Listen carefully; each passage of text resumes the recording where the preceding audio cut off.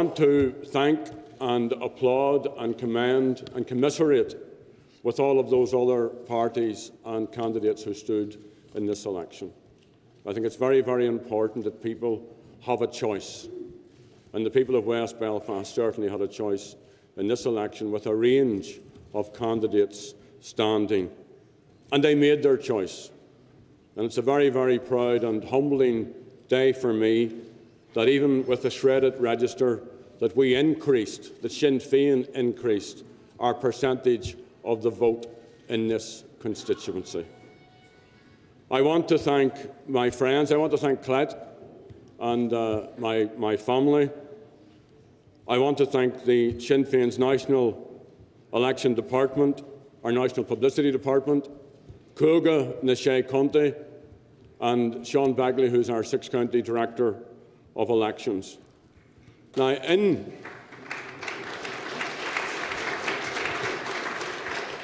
West Belfast, we had a new constituency manager. We had a new Director of Elections, and we had the most brilliant team of election workers I have seen anywhere. And it was a joy.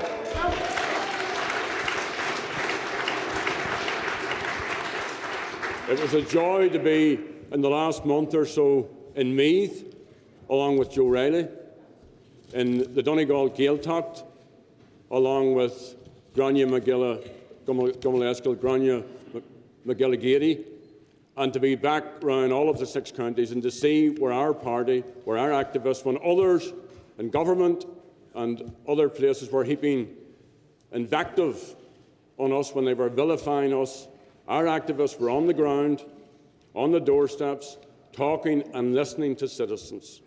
And to go into North Antrim, to go into South Down, to be up in Foyle, to be right across the six counties, and especially to go back into my own area of West Belfast, and to see yesterday on the 5th, on the day, the anniversary of Bobby Sands' death, our people knocking doors, standing in torrential rain all day, and bringing out the largest percentage of the vote in West Belfast, right across the entire constituency.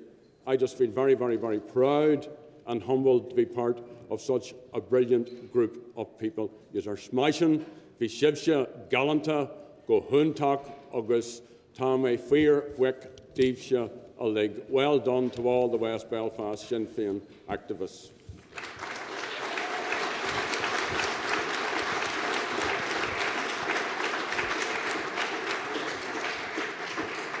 And to the people who voted for us, many thanks. We will use that mandate wisely. We went forward on three main planks. One, we pointed a way forward, which is about dialogue. When others were negative, we gave hope. It was about getting the Good Friday Agreement and the peace process back on track. And it's about a united Ireland. And my commitment to the people of West Belfast isn't just to the Republicans of West Belfast. We will represent not just the people who voted for us, we will represent those people who voted against us and those people who didn't vote for us at all. So, to you all, mar dúirt mé ar dús, tá mé fuir buic, tá mé gohan brodawil, bhí sin bua ala starwil, bua ala gohan wai, agus tá mé gohan sasta a bheith libse aniu. Gora míle míle mai agah. Amor. So 1 down, 17 to go. Gerry Adams, we hope to speak to him live at the top of our programme at 5 minutes to 3. We're going off air now for 25 minutes or so. Don't forget you can keep up right to date with everything on our website. That's bbc.co.uk/vote2005. See facts page 160 and 170. Go and make yourselves a cup of tea. Get back for 5 to 3. See you then. Bye-bye.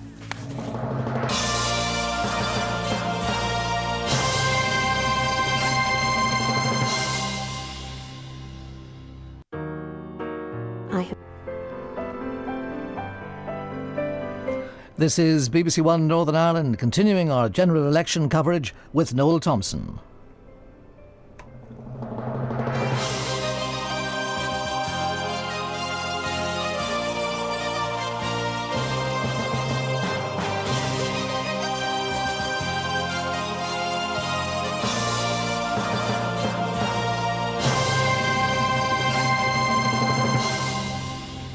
Hello and welcome back to election 2005. A quick reminder of the national picture. Tony Blair back in for a third term. The Tory leader Michael Howard preparing to stand down sooner rather than later. Here, just one result in, Gerry Adams has been re-elected in West Belfast with an increased vote share.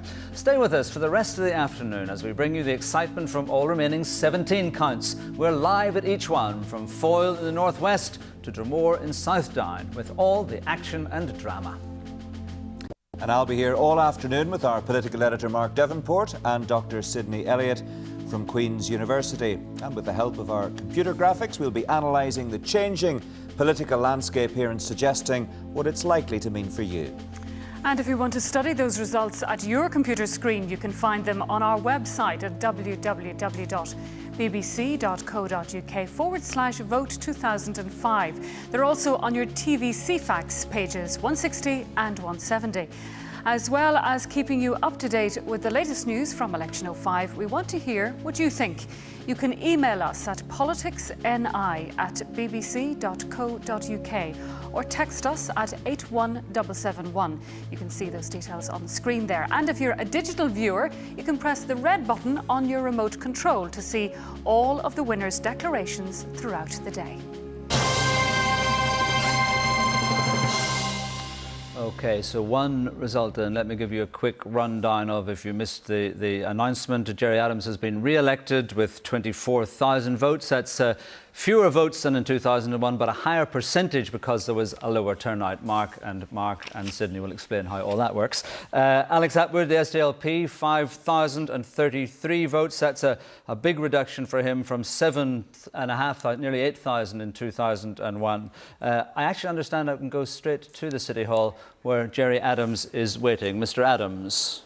Hello, Noel. Congratulations on your re-election. Thank you. I must suggest to you, you said that this was about three things. It was about dialogue, about getting the Good Friday Agreement back on tack, and about a united Ireland. Some would suggest you've failed in all of those. Let's take dialogue to start with. The only ones you're talking to are yourselves. No one else wants anything to do with you at the moment. Well, Noel, you've been around long enough to know that the way forward will only be sorted out by people talking. And I know that some of the other parties have this very, very negative position. But the people have spoken. And they spoke after a wave of abuse aimed at Sinn Féin and Sinn Féin voters, not least by sections of the media, but also by our political opponents and governments and other political parties alike. And for the people of West Belfast to return me with an increased percentage, the vote was down, not just because of the turnout, but because the register was shredded and because some people were denied votes because they didn't have the necessary IDs. I think that's a huge vindication of Sinn Féin's position, and I'm both humbled and grateful for the good people of West Belfast. All right, not unlinked to that issue of dialogue is your point about getting the Good Friday Agreement back on tack. I mean, the DUP, who looks set to be the other biggest party, if I can put it like that, in this election, they say we're not going back to the Good Friday Agreement. There will be no mandatory sharing of power at Stormont. Well, the Good Friday Agreement is dead. Well, let's see. You know, in all of this, the Good Friday Agreement is an international treaty. And I think that we succeeded in bringing the DUP to embrace the fundamentals of the agreement. They were reluctant and they were hesitant, and eventually they lost their nerve, but we moved them on to that position. Now, it may be that you're right, although I do think it's a matter of when they're going to do a deal as opposed to if they will do a deal. But if you are right, who does that challenge? It challenges Tony Blair in his last term as British Prime Minister. And I spoke to Downing Street this morning. You know, is he going to allow this whole process to just be fred away because of intransigent unionism? I think, whatever about the posture of their leaders, that the vast majority of unionists want no return to the past. They want to live in neighbourliness with those who occupy this piece of the island with them, and they have seen a way forward, and we in Sinn Féin have every right to be involved in that way forward. I have no great gra for the politics of the DUP, but I ask of them only that they respect the Sinn Féin mandate, and we threaten them with nothing only equality. Well, that's not how they see it, of course. First of well, all, they talk about the Sinn Féin IRA mandate. Let's talk about that for a minute. You're one of your main planks in this campaign, although you denied it was a political move, was to call on the IRA to seek that other way, to embrace that other way. Now, DUP have made it quite clear when that happens, they'll talk to you. Well, I mean, they are not unrelated issues, and I resist. I've been down round the doorsteps of the 6 counties, and indeed in Donegal, where we also won an election a month or so ago, and down in County Meath, where we increased our percentage of the vote. A lot of punters were saying to me, why don't you say DUP Ulster resistance? And I resist the temptation to go down that road, because when people stand on the basis of the party label, that's how they want to describe themselves, and that's how we should all describe each other. I have taken an initiative. That initiative will not be unmade. The die is cast. There are big challenges for Republicans, but let's not think for one moment, as I stand here in Belfast City Hall, where the offices of Sinn Féin were once bombed, in a city where Sinn Féin members and family members were killed, where the DUP presented themselves for press conferences. City Hall was at bombed elections. A few times by the IRA as well, of course. Sorry, of course, and I accept that, and that's why we're trying to find a way out of all of this, because there is no monopoly on suffering. But I'm just trying to put a context on all of this. The DUP now does business with Sinn Féin, reluctantly perhaps, but does business with Sinn Féin in this City Hall. In my own constituency, we put in place an economic task force, which involves the people of the Shankill. Ian Paisley did the business as chair of the Agricultural Committee up at Stormont. So maybe you're right. Maybe the old sort of, hack, the old cynical broadcaster view of life will prevail. But, I have more hope, Noel, and I think you have more hope than that. Well, let me ask you about the third plank that you talked about, United Ireland. How is that any closer today? Well, we have a mandate, and the Taoiseach cannot dismiss it, in terms of the green paper which the Irish government should bring forward. We have a mandate in terms of arguing for northern representation in the Oireachtas and in other southern political institutions. And if United Ireland wasn't popular, we wouldn't have these born-again Republicans in Fianna Fáil or Fine Gael or Labour or even in the SDLP. And what is United Ireland about? Orange is one of our national colours. Let's unite orange and green, and the bit in between, the white bit based on equality and justice, peace between the two great traditions on this island of Ireland. Some would say your party has got away with doing absolutely nothing about the murder of Robert McCartney. Well, those who say that are jaundiced in their view of all of this. And let me return back to this issue of United Ireland. Does anyone for one moment think... Mr. Adams, let me interrupt. Sorry, does anyone for one moment think that British direct rulers are going to sort out our water services, are going to sort out our health services, are going to sort out our housing difficulties, are going to sort out racism or sectarianism? Not for one moment. So let those who say they're loyal, they're no more loyal. Ian Paisley is no more loyal to the English crown than I am. Yeah, I'm not quite sure how we're going to end Paisley's loyalty from a question about your party doing very little to bring to bear well, I answered that question, the murders of Robert McCartney. If you weren't listening, Noel, yeah. Well, clearly I must have missed question. something. Yes, well, my position is very, very clear, and we've discussed this in the past. I continue to support the McCartney's family's demands, as I support the demands of all of those families, and there are thousands of them out there, and there are hundreds of them who are victims of conflict and of brutality and of British and Unionist thuggery, and I continue to support all of them. And my support, my support for the McCartney family is undiminished. But they say you have done nothing for them. Well, I'm not going to argue with the McCartney family over the airwaves. I have done my best, and in all of this, all we can do is to do our best and to continue. And until those people who killed Robert McCartney are in court, I will remain in support of the family. Okay, and you are not going to do anything more to get those people into court? Well, we've just had an election, Noel. Yeah. You and I did an election broadcast, and you discussed this issue inside out with me. It's little wonder that there's a lot of apathy around in terms of those sections of people out there who watch these broadcasts and think there's a bias in sections of the BBC. I nearly said the DUP. And sections of the BBC Mr. Adams, against the McCartneys are Sinn Féin representatives. Voters. I'm putting to you what they say publicly. Well, with respect, this has nothing to do with the BBC. It wouldn't matter if they never supported Sinn Féin. My position is transparent and is clear. And Noel, I look forward. Noel, I look forward to you grilling those people who actually, I look forward to you asking Ian Paisley about Ulster resistance, about the guns of Ulster resistance that were used in I've asked him many times about it. Well, but let me just. I doubt that. Did you just say, I'm sorry because it's a little difficult at this one remove, did you say that the McCartney families were not Sinn Féin supporters? No, I didn't say that. Sorry. I said it wouldn't matter if they were Wouldn't never matter. Sinn Féin supporters. The fact was an injustice was done to that family. All right. And it has to be rectified. And, you know, this is a good day for politics on this part of this end. It won't bring back all of those people who have died or all of those people who have been injured, but let's look forward to the fact that an astounding percentage of people voted for dialogue, voted for a decent future based upon inequality, and voted for a united Ireland. Okay, I'm sure we'll talk later, Mr. Adams. In the meantime, congratulations again. Okay, Noel, thank you. And we can go now to Dr. Paisley. We can see him, not go to talk to him, but he's just arrived there at his Ballymoney count for the North Antrim result. There's Ian Paisley Jr. with him. Obviously a bit of rain there, as there is here.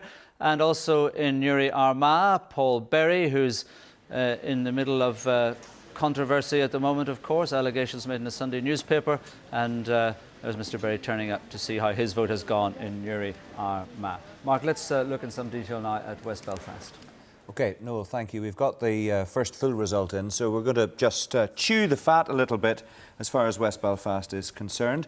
And Sydney and Mark are going to talk us through these figures. The first thing to say is that the turnout was 64.2%, down 4.5%, Mark, on 2001. And obviously it's a clear Sinn Féin hold for Gerry Adams. No surprise as far as that's concerned. But some of the other figures are fascinating. Yeah, I mean, there's absolutely no surprise that Gerry Adams, who had a massive margin, would hold onto West Belfast. You shouldn't be foxed by the fact that in terms of numbers his votes come down, because actually in terms of the percentage, his vote has gone up from, I think it's something like 66% up to about 70%.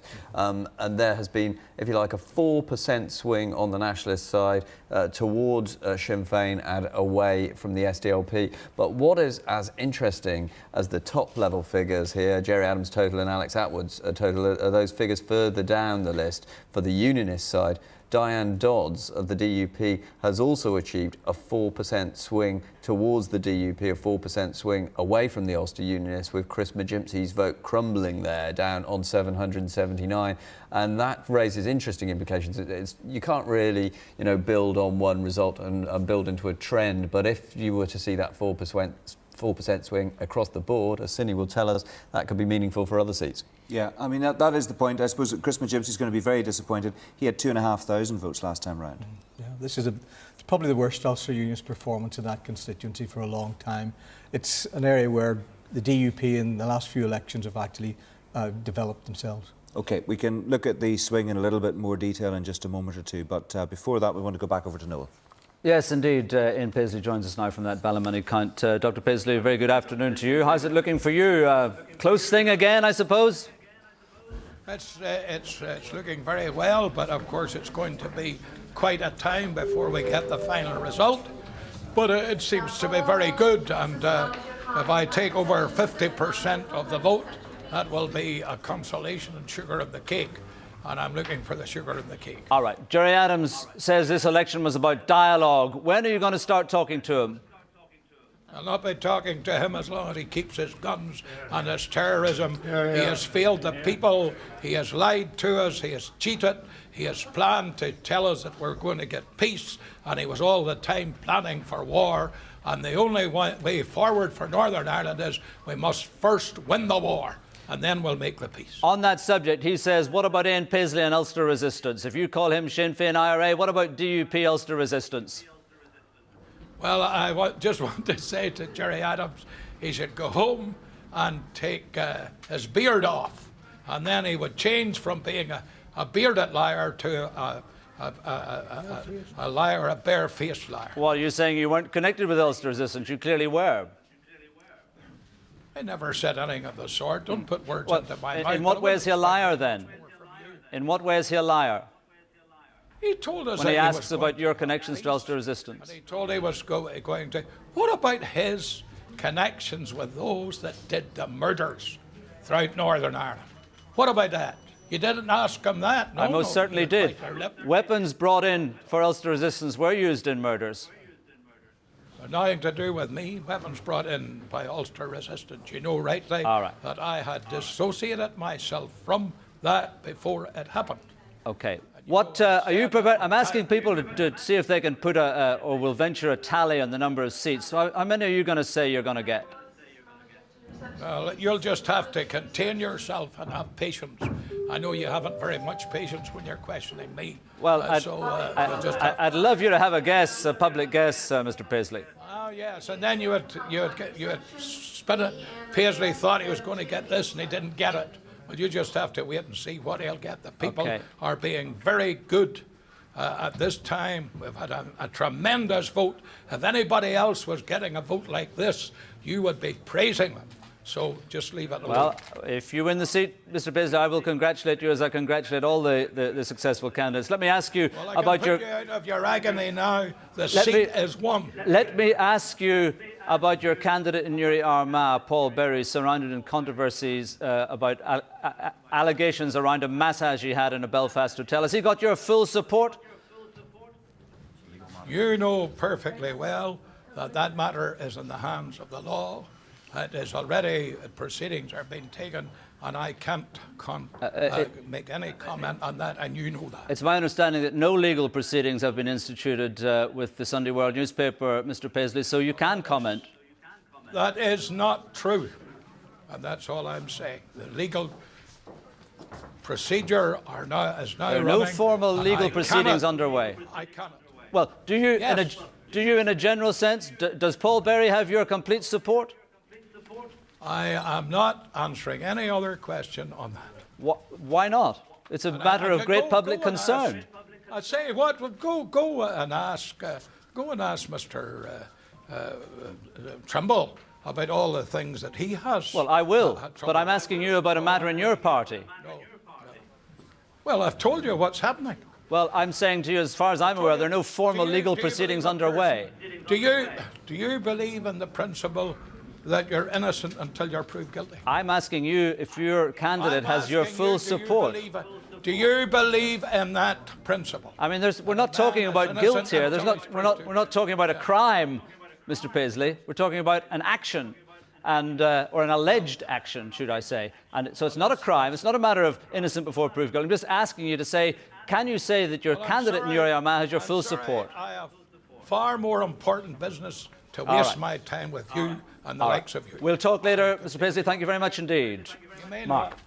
OK, Noel, thank you. Let's go back to the figures then for West Belfast and look at them in a little bit more detail. We were talking about it being a bad day for Chris McGimpsey and the Ulster Unionists. Here's the share. We'll come on to the swing in a moment or two. Turnout 64% and a thumping great 70% for Sinn Féin's Gerry Adams. I mean, that really tells the story very straightforwardly, Mark, doesn't it? Yeah, I mean, Sinn Féin very much dominant there, having built on their previous share. You know, it's a distant memory now, the days when the SDLP held this seat. They'll be lucky to hold their own in the council elections, let alone in this election. And Sydney, the gap between the DUP and the Ulster Unionists there is huge, isn't it? It's 9%. Absolutely. There was a time when, say, they were almost level pegging in that constituency, but the vote for Chris McGimpsey has collapsed. I mean, he will be personally very disappointed because he's worked in that constituency for a long time. He's a very well-known figure in that part of the city. But, the Democratic Unionists now have a very popular lady candidate in that, and Diane Dodds, and that's one of the things. She has been able to organise the vote, the Unionist vote, and the electors are actually responding it in that way. But it's interesting if you look at when you do turn to the graphic about change. Yes, this is change. Then in a sense you can see exactly what's happened there with a 4% gain by Sinn Féin at the expense of SDLP and a 4% gain for the Democratic Unionists at the expense of Ulster Unionists. And say in a sense we cannot make a trend from one constituency, but in a sense if that 4% is reflected in other constituencies, it does start ringing alarm bells. Well, let's just show those swings graphically here. You can see the swing from the SDLP to Sinn Féin of 4%, and Mark and Sydney have both mentioned it already. The colour coding should make this a little bit easier to understand. You can see the red there of the SDLP being eaten into by the green of Sinn Féin by 4%. So it's pretty straightforward and clear illustration of the point, Mark, isn't it? It's a fair swing. The point to be made is that if you compare it with 2001, that's not enough of a swing for Sinn Féin to take Foyle, obviously one of their targets, or South Down. However, when one turns to the Unionist side, if there is that kind of 4% swing in Upper Bann, you would have to say that David Trimble is gone, because his majority was within that margin, if you like. Right, and again, just to explain it fully, the blue of the Ulster Unionist Party being swung into, eaten into by the orange of the DUP by 4%. So, Sydney, Mark's point is a straightforward one. If that happens in other key marginal constituencies where there's a battle on between the DUP and the Ulster Unionists, the DUP may well come home ahead of the Ulster Unionists. Yes, that's a difficult. That is the main problem. And say with an X-vote system like this, you don't need 50% of the vote to win the seat. You can win it with far less than it. Yeah. It's, we're hearing that in other DUP target seats, people like David Burnside are now saying they believe that they're unlikely to retain the seat, and that obviously reflects that kind of swing, the kind of landslide we've been hearing about in East Antrim. OK, right. More results hopefully coming into us in the not too distant future, and when they come in we'll talk about them, but in the meantime, here's more from Noel. OK, thank you. Let's go straight to East Antrim. Sammy Wilson awaits there. Mr Wilson, we're hearing talk of a landslide. Can you confirm or deny? Well, I think it's my opponents who are talking about the landslide. They're claiming that the DUP are going to have a landslide victory in East Antrim. Certainly we think that we will have a very comfortable margin between myself and Roy Beggs, and of course this reflects the trend that there was. It was a very, very narrow escape for Roy Beggs at the last general election. At the Assembly elections we pulled ahead of the Ulster Unionist Party, and certainly all of the straw polls that we would have taken this morning would indicate that that margin has widened. I can tell, Mr Wilson, you're struggling to keep a broad grin off your face as you tell me that. What do you think has made the difference? Well, I think that there's a number of factors that made the difference. First of all, we have reflected the general concern within the Unionist community at the years of sellout and the years of concessions and the years of one-way traffic towards Sinn Féin. And people within the Unionist community believe that we are the party that can stop that slide. And indeed, I think that since the Assembly elections, and we certainly got this on the doorstep, that even people who doubted how we might use the vote that we got at the Assembly elections have now said we used it wisely. We moved on the things we had to move on, and yet we stuck our feet in on the things that we had to stick our feet on in, and that I think we are being rewarded for now, and people are saying we want you to continue doing that, working towards effective and sustainable and deliverable and workable devolution. And I think the second thing, of course, at a local level, having now 3 Assembly members on the ground and a very, very effective representative team in East Antrim, I think we have capitalised on that as well. Although you were, as David Trimble would put it, within a grubby Polaroid of a very big deal with Sinn Féin a few months ago. Well, that was one of, I mean, this is one of the reasons why people are turning against David Trimble and his party, because no longer do the lies that he has been telling throughout the last 5 or 6 years work on the people of Northern Ireland. They knew that it was much more substantial than that. They knew we had backed Sinn Féin into the corner by getting the British government, the Irish government and the American government to now push for exactly the same things as we said had to be pushed for, and that was deliverable and verifiable decommissioning, and then the criminality and a proper democratic behaviour. Now, that's what it was all about, and he can epitomise it by a grubby photograph, but the people of Northern Ireland have shown that they don't believe that nonsense either. The Taoiseach, in congratulating Tony Blair, said he can't wait to get back to getting the full implementation of the Good Friday Agreement. Tony Blair has pledged himself again to sorting out the problems here, so the Good Friday Agreement is still very much on the table. Well, as far as we're concerned, we believe that the goalposts have moved on significantly. Tony Blair has already conceded in the talks and the conclusion that came to in December that there would be no further movement with just promises from the IRA. There had to be actions, that there would be no assembly set up which gave ministers unaccountable authority within the assembly to do whatever they wanted, that you would no longer have north-south bodies which were unaccountable to the assembly. All of those things have been conceded already. So that's the base that we intend to work on, and I believe that that's what we are finding through the election results today. People are telling us they want us to do, and we'll do it. Next time we talk, Mr. Wilson, you may be a member of Her Majesty's Parliament. For the moment, thank you very much indeed. And we're going now to Mid-Ulster and Sinn Féin's Martin McGuinness, who's defending a 10,000 vote majority.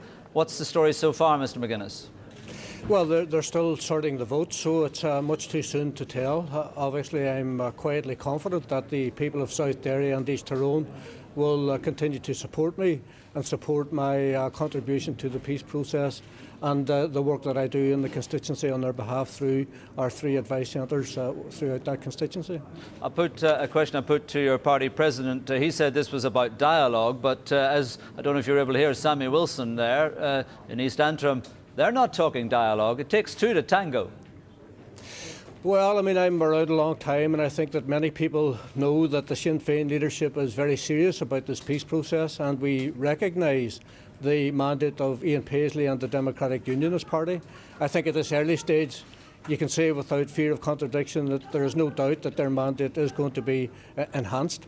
That will impose, I think, a mighty responsibility on the likes of Sammy Wilson, on Nigel Dodds, Peter Robinson and Ian Paisley to recognise that they have a duty to work to build a better future for the people that they represent, just as I, as a Sinn Féin MP, fully understand that I have huge responsibilities to my constituents to make life better for them. And of course the peace process is of crucial importance. Representing people is of crucial importance, and I think the fact that the community is and again through the vote in West Belfast clearly shows endorsing the Sinn Féin leadership's position, shows that there is much work still to be done, and I think that can be accomplished with considerable success in the future. And I think dialogue is very important, and I think Ian Paisley and many others within that party know that at some stage in the future they are going to be in government in the north and in an all-Ireland way with Sinn Féin. All right, how soon do you think we'll hear from the IRA? Well, I think that's a matter for them. Gerry Adams has made a very powerful appeal, and I hope that his words weigh very heavily on the thinking of all IRA volunteers, and that at the end of their deliberations they will agree with Gerry Adams that the best way forward for all of us is by purely peaceful political and democratic means. You would have your ear close to the ground. What's the soundings in IRA circles at the moment? Well, I'm not going to speculate about that at all, except to say that Gerry Adams, as the effective leader of Irish republicanism, has made a very powerful contribution to the search for peace on this island. There is much work still to be done, and I hope that the IRA volunteers on the ground will recognise when he speaks with the authority of the office of the President of Sinn Féin and the effective leader of Irish republicanism that his words should be heeded. Does that mean he's the head of the IRA? No, it does not. It means that he is the effective head of Irish republicanism, a person who has played a very powerful role with John Hume and with Albert Reynolds and Bill Clinton in building a better future for the people. And, you know, I've listened over the course of the last 10 minutes or so to some of the bickering that goes on. I think what we need to appreciate here is that politics has been transformed. People's lives have been transformed for the better over the course of the last 10 years. And we as politicians have a responsibility to continue in a progressive and constructive way to ensure that we get the type of agreement that I think the overwhelming majority of our people, whether they be from the Unionist persuasion or from the Republican persuasion, clearly want. Mr McGuinness, I'm sure we'll talk later. For the moment, thank you very much indeed. Let's go to North Down. David Alderdice is there, the Alliance candidate. Mr Alderdice, it seems that your voters have, I won't say deserted you because your party didn't stand in 2001, but they've stayed with the Ulster Unionists. Is that how you read it? Hello, Noel. Yes, I mean, I think large numbers of Alliance voters have once again lent their votes to Sylvia Herman.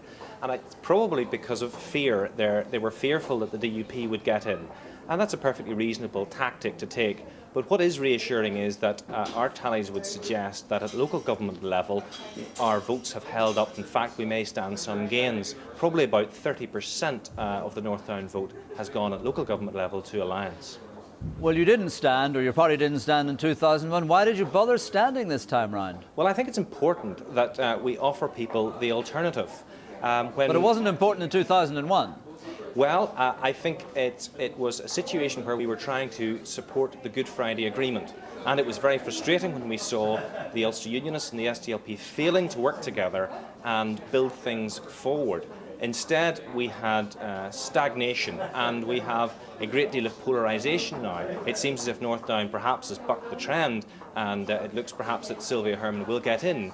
But I think in terms of the long term, we have got to have a strong centre ground, and the best centre ground party is the Alliance Party. There is no equivocation, there is no doubt about that. And people recognise that we are trustworthy in terms of delivering local government services. People trust us. So from now on, you'll be limiting your ambitions personally and to, as regards your party to local government? Absolutely not, Noel. As you know, we have a great deal of ability and talent within the party, and this is a specific issue within this election that has created tactical voting by a lot of Alliance voters, and I can well understand that. Your prediction then is Sylvia Herman to hold? I think probably that's the situation, yes. David Alderdice, thank you very much indeed. Let's go to Donna for a summary of the news so far. Thanks, Noel. Well, as you've been hearing earlier, the first MP to be elected here is the Sinn Féin party president, Gerry Adams, who has held his West Belfast seat. He topped the poll with almost 24,500 votes. Earlier, as he arrived at Belfast City Hall, he was approached by Victor Barker, whose son was killed in the Omagh bombing. Mr Barker also joined a protest outside the count in support of a human rights campaigner who was standing in West Belfast. But as predicted, the Sinn Féin president comfortably held the seat. Gerry Adams has been duly elected to serve as member for the said constituency.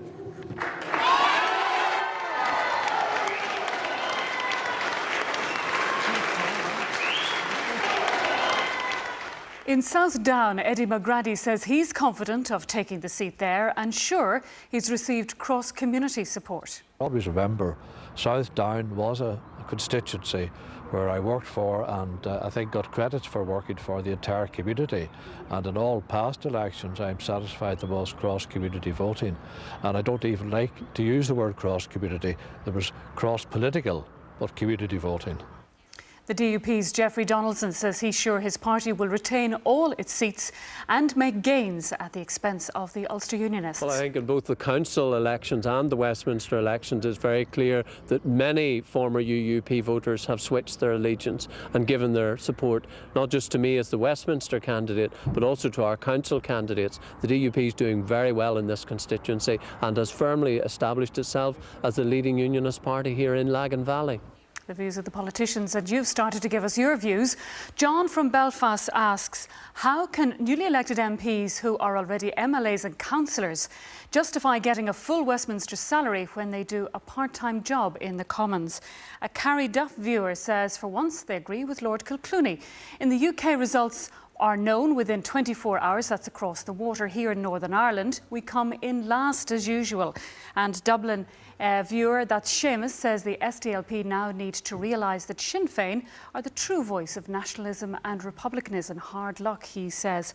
And we want to hear what you think. You can email us at politicsni@bbc.co.uk or text us at 81771. You can see those details on the screen. And if you're a digital viewer, you can press the red button on your remote control to see all of the winners' declarations throughout the day. Noel.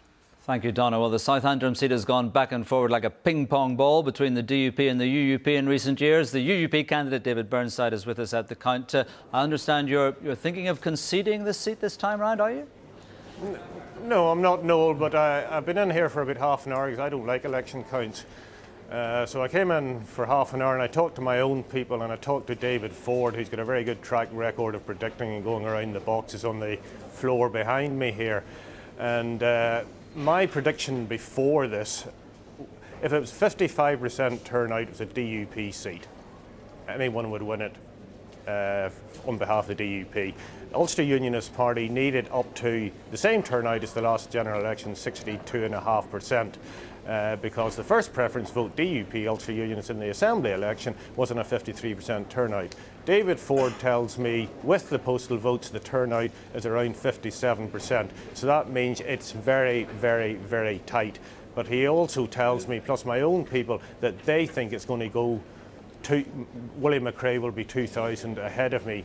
Now, when I walked in here in the general election at this stage, I asked the same people what was happening, and they said, "David, you're 1,000 behind," and I won it by 1,000. So I'm only passing on exactly what's been passed on to me on the floor. I hope what that information is wrong, and I hope David Ford's made a real big blunder in his calculations. But that's the feeling behind me. Okay, there was a thought that alliance votes actually gave you the seat in 2001. Any sign of what's happening to the alliance vote?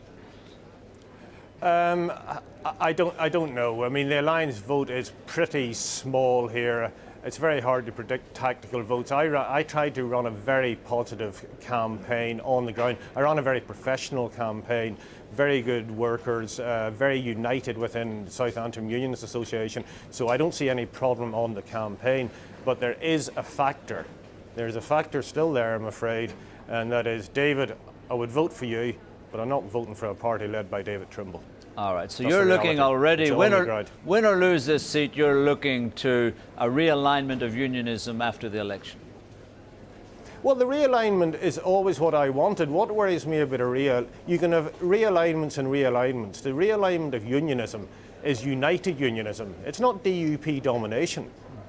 Because I work very well. I mean, I think you're probably seeing a transfer in the vote from Jeffrey and Arlene shifting. You still had, with Martin prominent in the party and Jeffrey dominant in the party, and Arlene as a candidate who, if we had have selected him for Foyle and South Tyrone, would have won this time round on behalf of the Ulster Unionist Party. I'm told, again, just from reports from the border, that Arlene's probably running ahead of Tom Elliott, and Tom Elliott's a very good unionist. But on this sort of turnout, we're destroying ourselves. Are you wishing today that you were wearing a DUP rosette, perhaps? I don't. Look, the rosette doesn't matter. Unionism going on like this, 50% of the Protestant unionist population, and I don't exclude the many Catholics who vote unionist, privately and quietly, but are pro the union and vote unionist, including Catholics I know in my own constituency who vote for me. But there is a turn-off, a 50% turn-off in this constituency, mostly from the Protestant population. Why?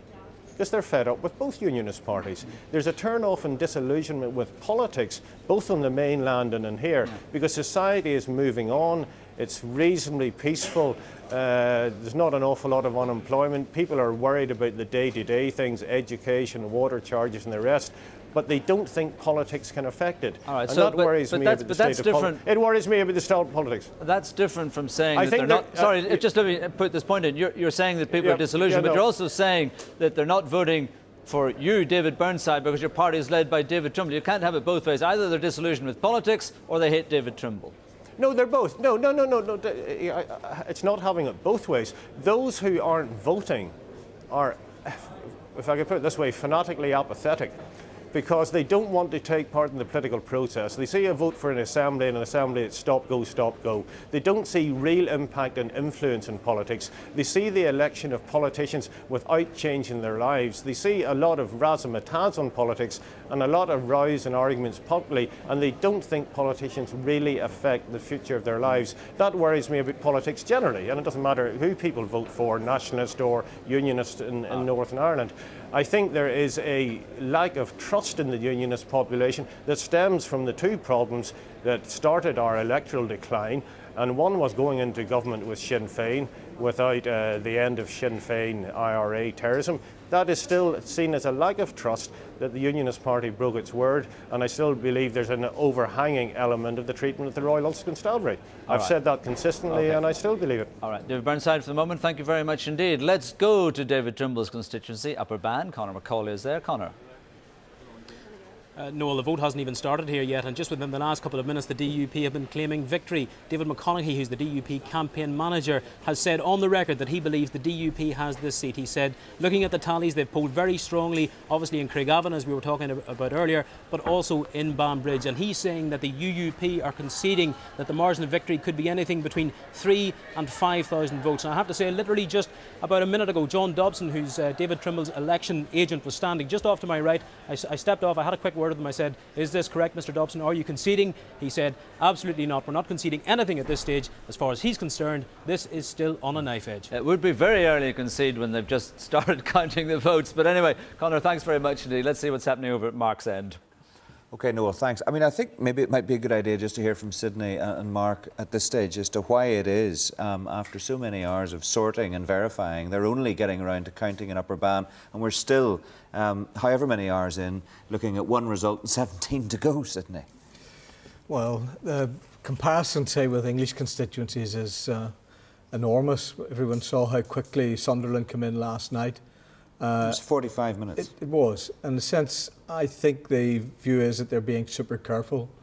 Partly, two elections running at the same time, same places being used as for polling stations, and being careful about that and trying to get the vote separated. But I've got to say in this that the Electoral Office does not value speed as an entity. And in very many ways, they regard this day as their day and not the day of the electorate, which should be the big thing for democracy. In a sense, it is our day, it belongs to us, in a sense, whereas everyone else is kept out of it. It's a secret little thing which they reveal the results of what we have done, and you will get the results when we give you them.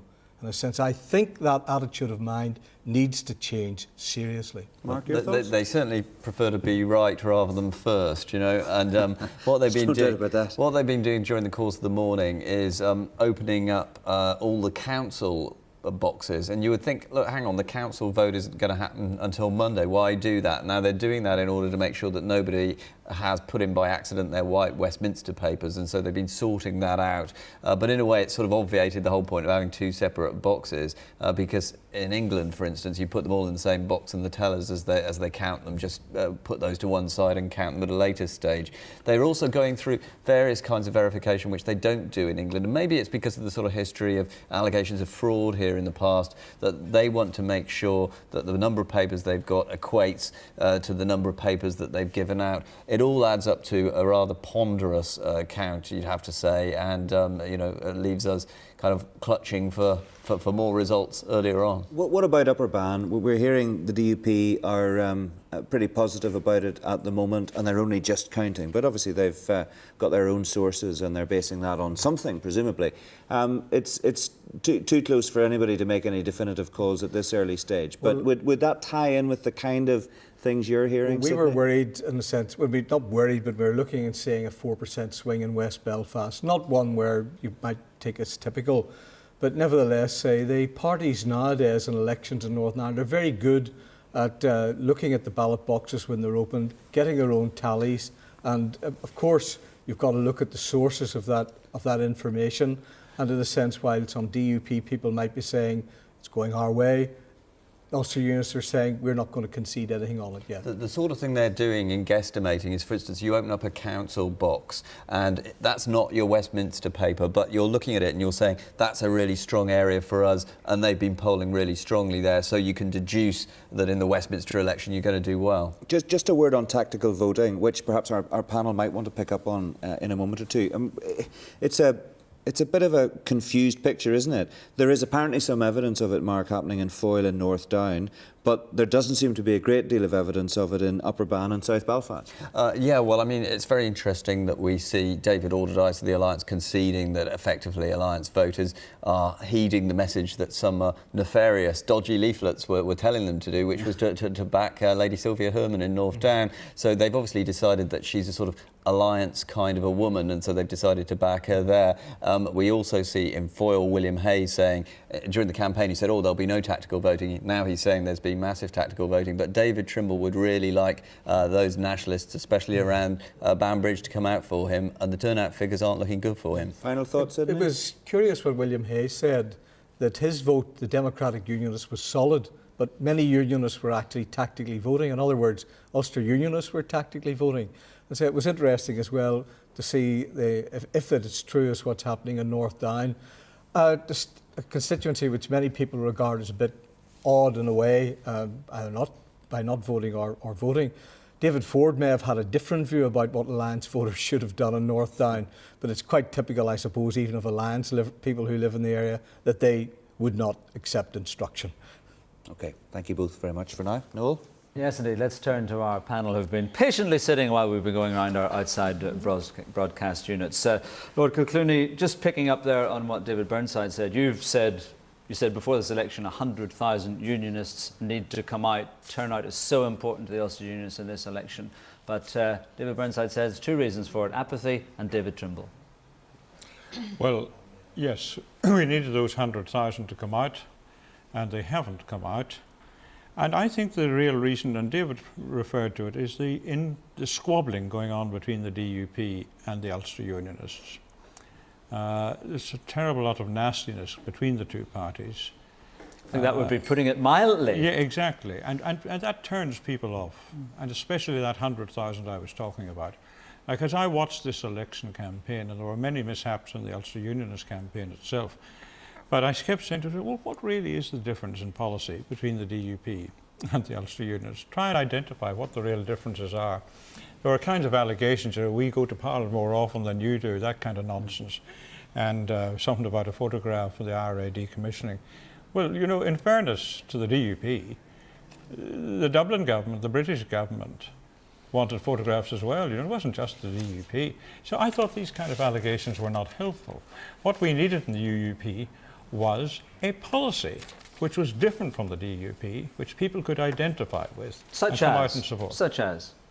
Well, I'm not going into it today, but there are alternatives. Well, what kind of area are you talking about? Are you talking about the orange-green policy, or are you talking about water tax, or what are you talking about? Well, I think, for example, we should address the issue, should the Assembly continue? Why continue with Assembly members who are going to be paid for just not attending an Assembly? Points made by our texters, of course, as well. Yeah, exactly. Well, we should come to, I have defended in Parliament, in the House of Lords, the payment of Assembly members, but recently, in a recent speech there, I changed my mind. I said, this cannot go on endlessly. It has now gone on for 18 months. It will be a pity to lose them, of all parties, Sinn Féin, SDLP, DUP, Ulster Unionists, younger MLAs. We're going to lose their experience and their expertise, but there comes a day when the public cannot tolerate anymore the retention of an assembly that is not meeting. And therefore it's going to be closed down this autumn, in my opinion. Okay, you're sitting, of course, now on a fat cat MEP's salary. Would you chuck out the assembly? Do you think they're being paid for doing nothing?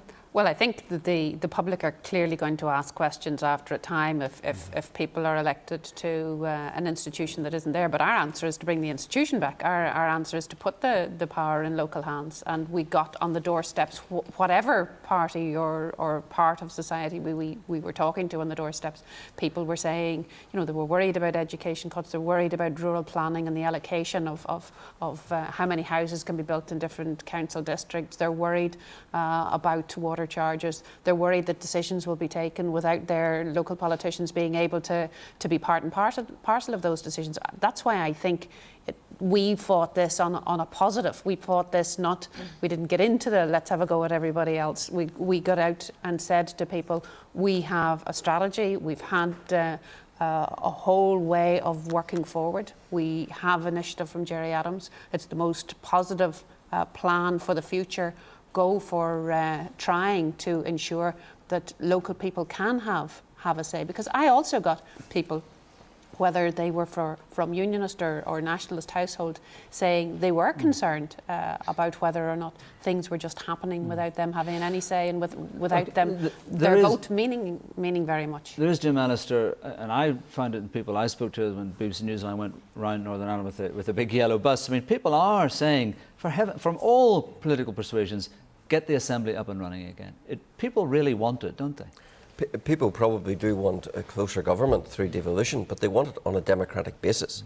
They have irrevocably said no to returning to terrorism by night, and politics by day for some incumbents in that executive devolution.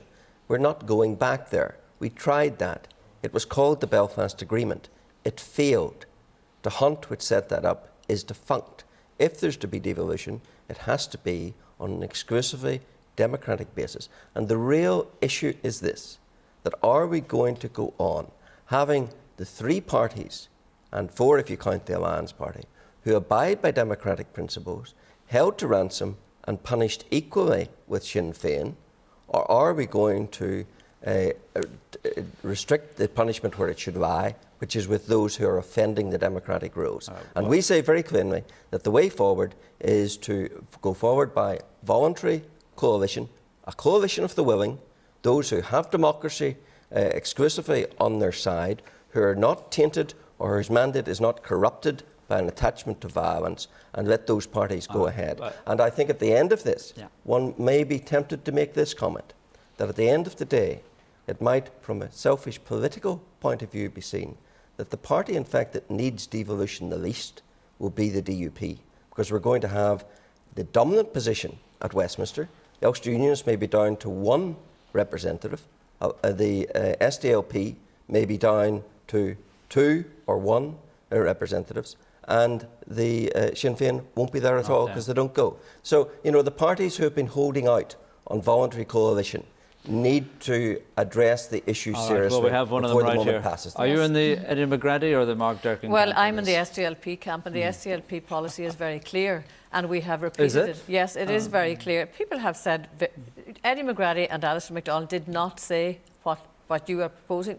Purporting pretty much did. I mean, Alistair MacDonald said it couldn't be ruled out, and Eddie McGrady said that inclusivity can't be stretched to meet every parameter. There might come a time, for instance, if the ceasefires were to break down, obviously we'd be in a different situation.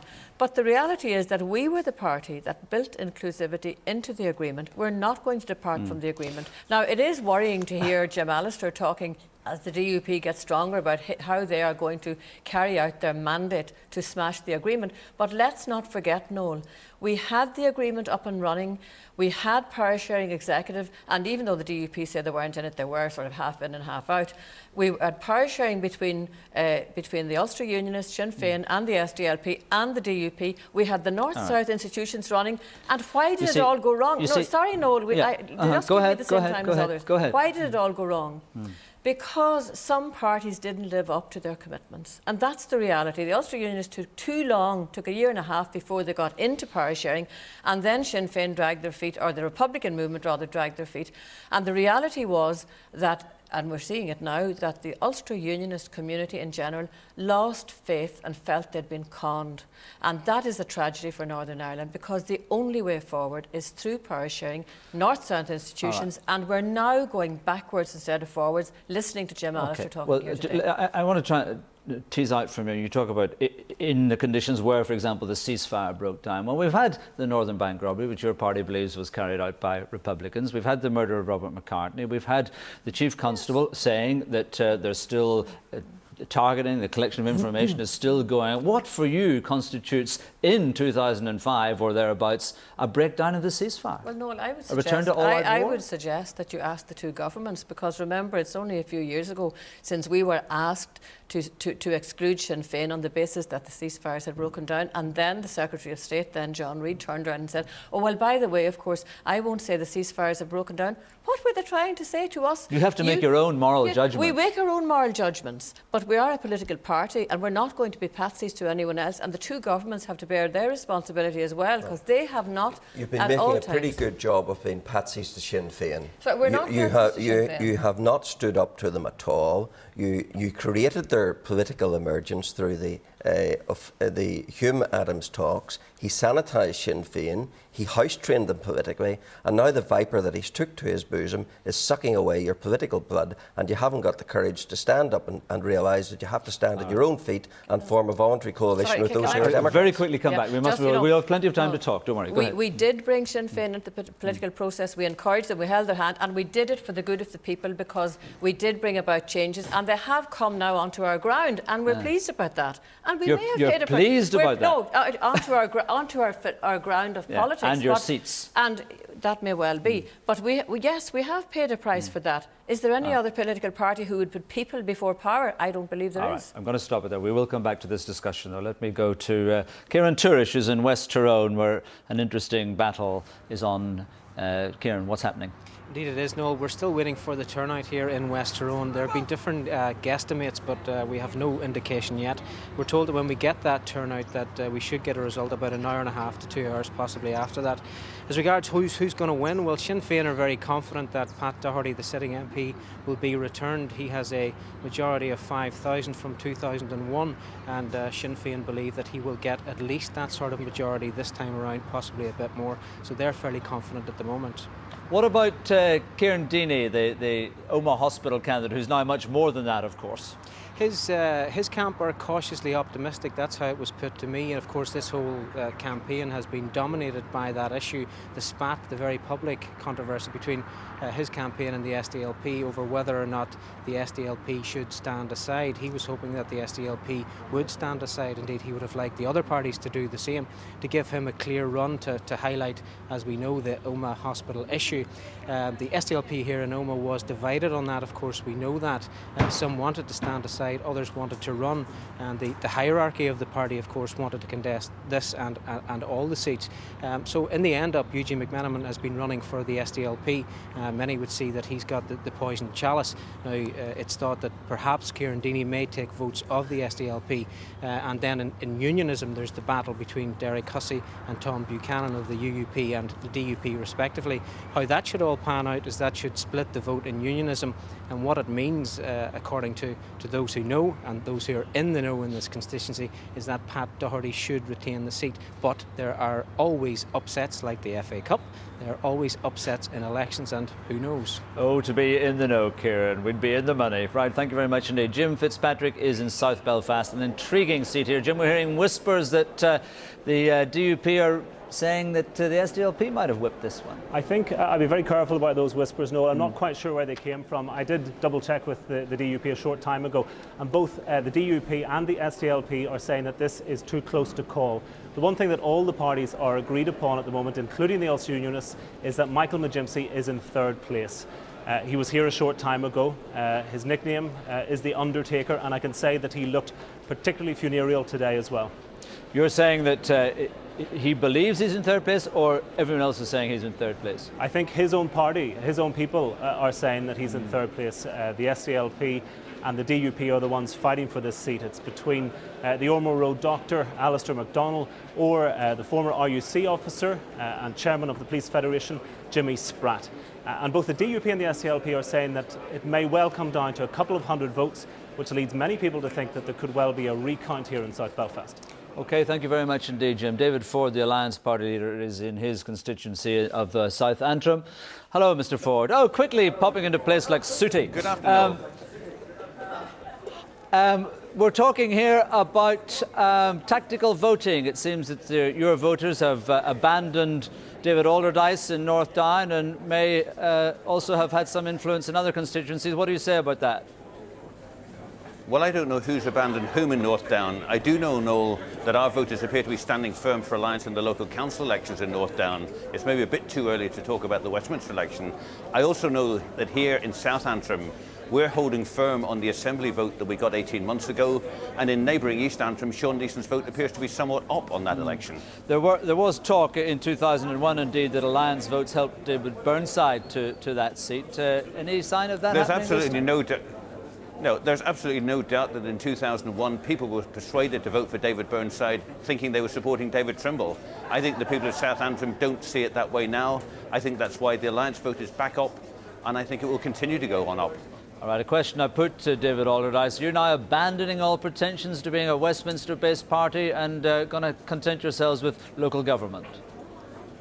Well, with respect, Noel, as I'm standing here watching votes not yet counted, I'm merely going on the tallies which Alliance has done in those two constituencies. I'm not going to make predictions as to the outcome of the Westminster election across 18 constituencies at this stage. Well, you were 14,000 off what the figures are. in that constituency last time, so you're not going to win South Antrim.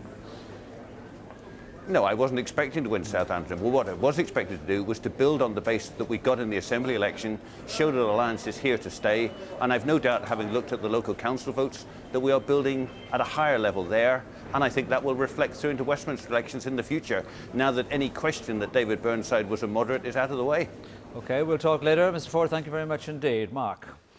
OK, Noel, thank you. Well, one result in. So we've touched on this earlier, but we may as well dwell on it just for a moment or two more. And it's the notion of swing, and we can see a bit of swing. And I suppose the interesting point is if that is replicated in the other 17 constituencies, then the implications could be quite serious for the SDLP and for the Ulster Unionist Party. So, Mark, I mean, it's quite a nice little graphic here. And what it essentially tells us is that with one result in, we have a swing of 4% from the SDLP to Sinn Féin. Yeah, you can see the green of Sinn Féin eating into the red of the SDLP.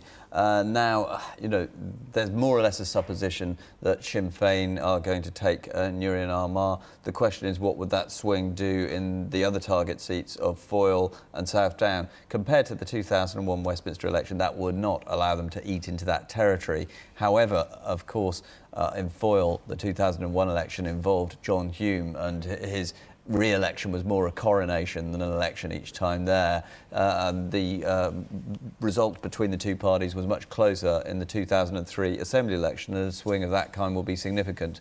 Obviously, though, we've got the Hume factor, we've also got the Unionist tactical voting factor, so I think it's really quite difficult to apply that there. Yeah, it's too early just to extrapolate too much from it. Sydney, talk us through the other side of the House, which is pretty much a mirror image, in fact. 4% swing, again with the health warning that this is with one constituency of 18 returned from the Ulster Unionists to the DUP, and the figure's the same, 4%. And again, says graphic shows the orange vote, Democratic Unionists eating into the blue vote of the Ulster Unionists. And in West Belfast, that change was 4%. One party down 4, the other party up 4. And the average of the difference gives you the swing. And in this case, it's 4%. And the worry then for Unionists might be that something like that might be replicated elsewhere, which throws in jeopardy, possible jeopardy in Upper Bann. And we've been hearing reports on the ground really from that, and in possible other places as well, South Antrim, for example. Mark? Well, I'd also like to, follow on through what Jim Fitzpatrick was talking about there in South Belfast, where Michael McGinness is in third. An awful lot of the campaign in South Belfast on the Union side was dominated by people saying they were the front runner. It was almost that the sort of policy debate between the two Unionist parties was put to one side. And in fact, we actually saw in the latter stages of the campaign, the bookmakers, I think, were playing almost quite an active role, because we didn't have any kind of opinion polls to go on, and people were sort of going with what the bookies were guessing. So it will be interesting what that gap is between Michael McGinness and Jimmy Spratt. It can make all the difference for Alistair MacDonald. And that is a critical point, isn't it? If Michael McGinness's vote collapses entirely, that is likely to be good news for Spratt. If his vote holds up, it may in fact be good news for Alistair MacDonald, because he will come through the middle. Yeah, exactly. I mean, Alistair MacDonald's entire campaign was about stealing this, as it were, nicking through the middle there through an evenly divided Unionist race. So, Michael McGinness, for the SDLP's point of view, needs to be in contention. There need to be a collapse there. The other thing that will be interesting is, what will be the standing of Michael McGinness within unionism afterwards? If we're starting to look at, who might be a future leader of unionism, we would have talked about Michael McGinness in that way. But if his vote has collapsed, obviously that will affect his standing overall. And it's interesting, I think the campaign that Michael McGinness fought, without trying to write him off at this stage, in a sense, was a very quiet one, in the sense that it was, don't startle anyone, don't really take on Spratt, that's okay. But in fact, if he wanted support from SDLP, or if he wanted support from any other direction, alliance, then in a sense, To be non-confrontational was his stance in that campaign, and it may well have cost him. He had some difficulties right from the start. Remember, it was in South Belfast that we saw the famous photograph of Lord Molyneux and Martin Smith alongside Jimmy Spratt, and the tactic that Michael Woodgypsy adopted was to say, look, this wasn't an endorsement, and, you know, that looked a little bit ostrich-like, I think. Do you think that there might have been those within the Ulster Unionist Party who would rather have seen him come out with his boxing gloves on and taken a bit of a tougher line? Well, he didn't want to get into a public fight with these kind of grand statesmen of the Ulster Unionist Party, but to some extent, you know, I think he was suffering there because he couldn't simply come out fighting. And actually, we saw the very strange spectre of him not turning out for a debate on Radio Ulster, and given that he's an experienced debater, it was very weird. It was almost as if he was in two minds how to fight this campaign. OK, well, no doubt we will hear from him in due course, and we'll get the result, hopefully, before too long, because we do have 17 to come. It's slow at this side, Noel. A trifle slow, but interesting nonetheless. Politics can be a slow, interesting, but always a cruel business. Careers will be dashed, lives turned upside down by the time all today's votes are counted. But among those not returning to Westminster this time, 3 men who've chosen to stand down. Between them, they have 64 years of service. They are Martin Smith, who was elected as MP for South Belfast in a by-election in 1982 after the murder of Robert Bradford; John Hume, who the following year became the first person to represent the new seat of Foyle; and Seamus Mallon, who won his seat of Newry and Armagh in the 1986 by-elections after the Anglo-Irish Agreement. You'll remember when Unionists resigned their seats in protest. Jim Fitzpatrick met them earlier this week to find out what it's been like to be a retiring MP. Gentlemen, you're very welcome. Martin Smith, you were the first of the 3 here elected in 1982, but it was after the murder of Robert Bradford. An example, I suppose, of how much the Troubles impacted upon political life then. What do you remember about it? There was a sense of amazement in one sense, because there were those who thought others would have won that seat. And of course it was a hardly fought contest, but we won it quite clearly. When I got to the House, it was a fascinating day. It happened to be actually budget day. And of course the place was packed as I was received. Went up and shook hands with the Speaker. Couldn't get a seat. A Tory member leaned over the aisle to Enoch Powell and said, "Have you lost your member already?" I couldn't even get a place upstairs. But on the other hand, it was actually a amusing day too, because I could say quite honestly that I made a difference. The taxes were reduced that day. Nothing to do with me, a decent Chancellor, but I could say I made a difference. John Hume, you arrived as a new MP in the 83 election after the boundaries were redrawn. What was it like for you as the first MP for Foyle? Well, I was the first MP for Foyle and the first from my community to represent the city of Derry in Westminster, so it was seen as I saw it as a major development. And of course, my major work when I got to Westminster wasn't normal parliamentary work, but it's taken for granted now that the British and Irish governments work together to deal with the Northern Ireland situation, but part of my objective was to get the British and Irish governments work together. And so in those first couple of years there, my work was leading and eventually to the Anglo-Irish Agreement of 1985. Seamus Mallon, the Anglo-Irish Agreement of course led to you being elected after Unionists resigned their seats in protest. What was it like for you arriving in those circumstances? It was quite a remarkable day. Your organisation, the BBC, had a young lady covering me and following me that day, a rather plummy-voiced young lady, and we were standing at the door of the St Stephen's entrance, and she said, in the rather plummy voice, she said, "And what does it feel, someone like you from South Armagh, in the hallowed halls of Westminster?" My reply was very simple. "I'm as good as any man here and better than most." And I stuck by that dictum right through.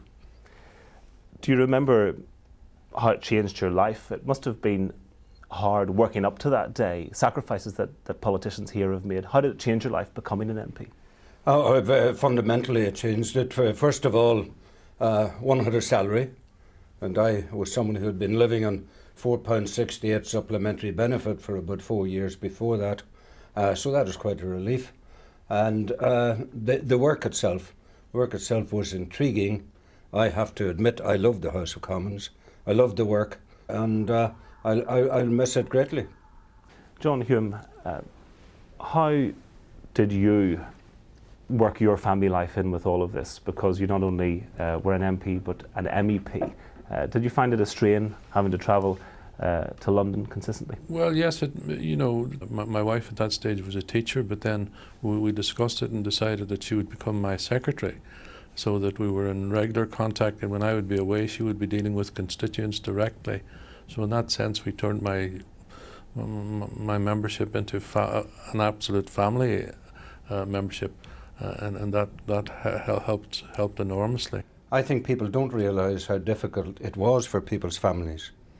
That was right through the heart of the Troubles. I know in my own case, my wife, daughter, were sitting in a rural area at a time when people were being murdered right round us almost on a daily basis. You had that worry.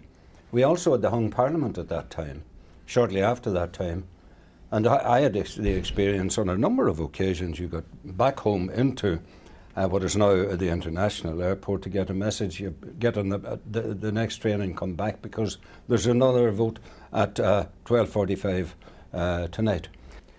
Now, you're in the strange position of not being able to choose your successors, but you're all standing down voluntarily. Does that disprove the theory once often quoted from Enoch Powell that all political careers end in failure? Well, in one sense it might. It depends which way you look at it. When you say a career ends in failure, does that mean you must be at the top before you succeed? I don't think so.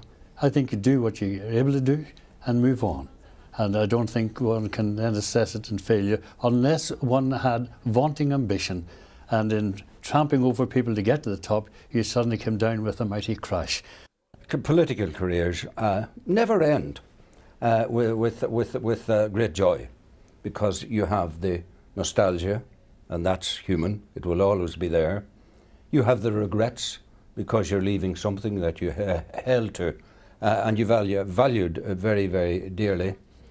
And you have the feeling, and I suppose what encapsulates it now for me is a simple thing.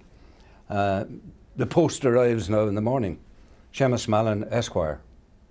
That sums it up. I would love to be starting again, because you'd be starting in a way and in a context where everything would be possible. When John started, when Martin started, those things weren't possible because we had other things to do. And I like to think that because we did those other things in a very difficult context, in a very dangerous time, that people will now, whoever succeeds us, will be able to go on and bring everything to a different conclusion. Well, gentlemen, thank you all very much indeed, and I wish you all a very happy and healthy retirement. Thank you. Thank you.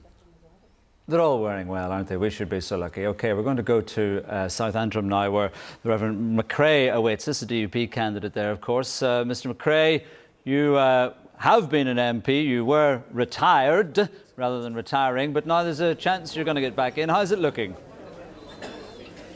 It's certainly looking very good. I'm quietly confident that the good people of South Antrim have chosen a working MP, and I am delighted the result that is coming in from across the province. East Antrim, my colleague Sammy Wilson's in the same hall here, his count is going on, and I would be absolutely thrilled and delighted to be able to join my colleagues once again on the benches at Westminster. You say they've chosen a working MP. You're saying David Burnside wasn't a working MP? Well, I think that the people made their choice as far as the election is concerned. They went through all of these hoops and said many things about us during the election campaign. I'm not going into any personal character.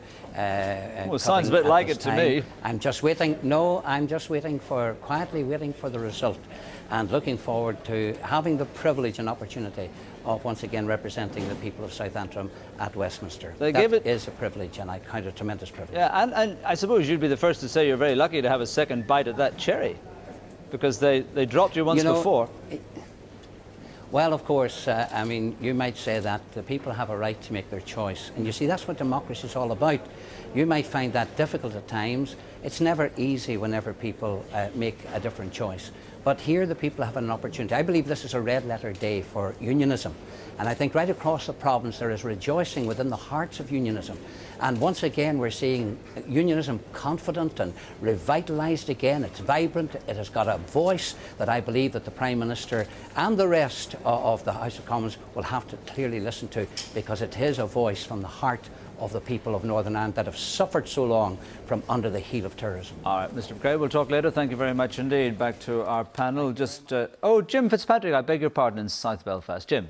Noel, I think we can now say that we are looking at potentially a major upset here in South Belfast. I said earlier that this was a contest between Jimmy Spratt of the DUP and Dr Alistair MacDonald of the SDLP. Well, now it looks like a number of parties are seeming to suggest that Dr MacDonald, is the one who's in front. So it will be an Ulster Unionist loss, but not to the DUP, perhaps to the SDLP. And just to give you a couple of the figures from the SDLP, the tallies are roughly like this at the moment. Alistair MacDonald on 10,000 plus, Jimmy Spratt of the DUP on around 9,000, Michael McGimpsey of the Ulster Unionist Party around 7,000, and Sinn Féin's Alex Maskey on 6,000. Now, when you turn to what the Ulster Unionists are saying, they're saying it's roughly the same, except they dispute the Maskey figure. They think that Alex Maskey's vote will have been affected perhaps by the McCartney issue and by tactical voting for Alistair MacDonald. They're going to give him actually a larger count, heading Dr MacDonald towards 11,000, well ahead of Jimmy Spratt in their estimate on around 9,000. So those parties are saying that Alistair MacDonald is now in front. It's looking like he's increasingly got a larger margin ahead of Jimmy Spratt. Whether there's a recount, we'll have to wait and see. Jim, there's been talk of alliance tactical voting. I mean, Geraldine Rice has 2,000 votes in South Belfast. Any sign of what's happening to her? It looks like the alliance vote at this stage, and again, it's all speculation, it's all tallies. The alliance vote may well have held up. Of course, there's also the Women's Coalition vote, which it's hard to say exactly where that would go and whether that's at play here. Monica Williams lost her Assembly seat in the last election, the 2003 election, but when she lost her seat, she simply went out at the end, and no one knew exactly where her votes would have gone. Now, it's a fair assumption. 3,000 of them. Yeah. Indeed, and it's a fair assumption that some of those could have gone to the SDLP. And also the SDLP were telling me earlier that they did canvass hard in some areas, which would be sympathetic towards Sinn Féin, but they might be more the sort of new Sinn Féin areas, if you like. And saying to them, look, if you want a nationalist to represent this constituency, Alistair MacDonald is the only man who can do it. In fact, they produced a leaflet which had MacDonald the only nationalist who can win this seat. Same tactic was used by Jimmy Spratt, and so perhaps it's no surprise that those are the two men who are in contention for this seat. Okay, thank you very much indeed, Jim. I understand East Belfast will be with us in about 15 minutes. Let's just look at South Belfast first. Jim Allister and Lord Kilclooney. Now, there was talk of unionists coming together or having a pact in South Belfast and in Fermanagh South Tyrone. That's where the DUP wanted to have the pact. Had you had that pact, we'd not be talking about Alistair MacDonald getting in here. Absolutely. If South Belfast has gone nationalist, the responsibility lies exclusively at the door of the junior partner in unionism, the Ulster Unionist Party. They were offered an unbeatable deal whereby both Fermanagh, South Tyrone and South Belfast could have been saved for unionism. They rejected both, and they are coming in behind the DUP in each seat. So we can see who the vote splitter is, we can see who has lost the seat to unionism, and I think Lord Kilclooney here today should apologise to the entire unionist population, not just the unionists of those constituencies, for handing Sinn Féin back a seat in Fermanagh, and if it turns out, for handing a seat to the SDLP. It was their arrogance, their failure to face the fact that they are the junior partner in unionism, the failure to do what the DUP had to do for years when it was the junior partner, and in Fermanagh, for example, vote for Ken McGuinness. Not an easy task, but we did it. But this time, they put in jeopardy unionism, and they're going to pay the price in this election. Mr. Allister will graciously accept an abject crawling apology. Well, Jim Allister, if he was more often in Northern Ireland and not away in Strasbourg all the time. Well, let's face it, that's his job. He is a Euro MP. Would not criticise him for that. He should be in touch with what's going on in Northern Ireland, because he would know that I was one of those who was in favour of the offer by the DUP. Yes, but he's asking you to apologise on behalf of your party. I don't apologise for other people. What I'm going to say is this. The DUP were and are today the larger of the two unionist parties. Our officers in the Ulster Unionist Council shamefully didn't recognise that and went into negotiations and said, we'll only agree with you if you don't contest our 5 sitting members of Parliament. Now that was an arrogant approach by the officers of the Ulster Unionist Council. It would have been a very sensible one, because they're losing seats. Exactly. From their point of view, it was very sensible. They were behaving like a self-protection society. They acted totally irresponsibly. They didn't know how to negotiate. And they were given the chance. Same as the Belfast Agreement? They are given the chance of getting 1 seat either in South Belfast or in Fermanagh South Tyrone. And I tackled some of the officers, and I said it to David Trimble as well. I said, look, this is a very good offer from the DUP. It should be agreed, and it would keep Fermanagh South Tyrone and South Belfast unionist. And he said, no, we will win South Belfast, and there it was. And I'm afraid the result today proves my approach about 8 weeks ago was correct. Well, let's leave that for a moment and turn to the other side of the House. Wonderful news for the SDLP, well, of course. if it is true. I think if it's true, it's very good news for the people of South Belfast, because what it means is that it's a very socially diverse constituency, South Belfast, and clearly the people of South Belfast did not want to be represented by the DUP, and they made their decision. And well, only by 1,000 or so votes. Well, wasn't an overwhelming rejection of split or a sprat. Votes is 1,000 votes. I mean, if Alistair has come through, I think it's a good day for South Belfast. We have strong representation in that constituency, in that we have 4 councillors and 2 MLAs with a good constituency record, and that has clearly stood to us. And I think that, and I hope it is true, that Alistair MacDonald will continue that work, will build on that work, and will represent all the people of South Belfast. And that means progress towards a peaceful and lawful society, which I believe is what people are asking for and voting for. He didn't do it if he has done it with any help from Sinn Féin, of course, because Alex Maskey's vote, again, these are unofficial figures, but he's pretty much doubled his figure from 2001. Well, obviously his vote had already gone up in the assembly elections, and so we're we always refer like to like as much as we can. Yeah. The Sinn Féin vote has clearly held.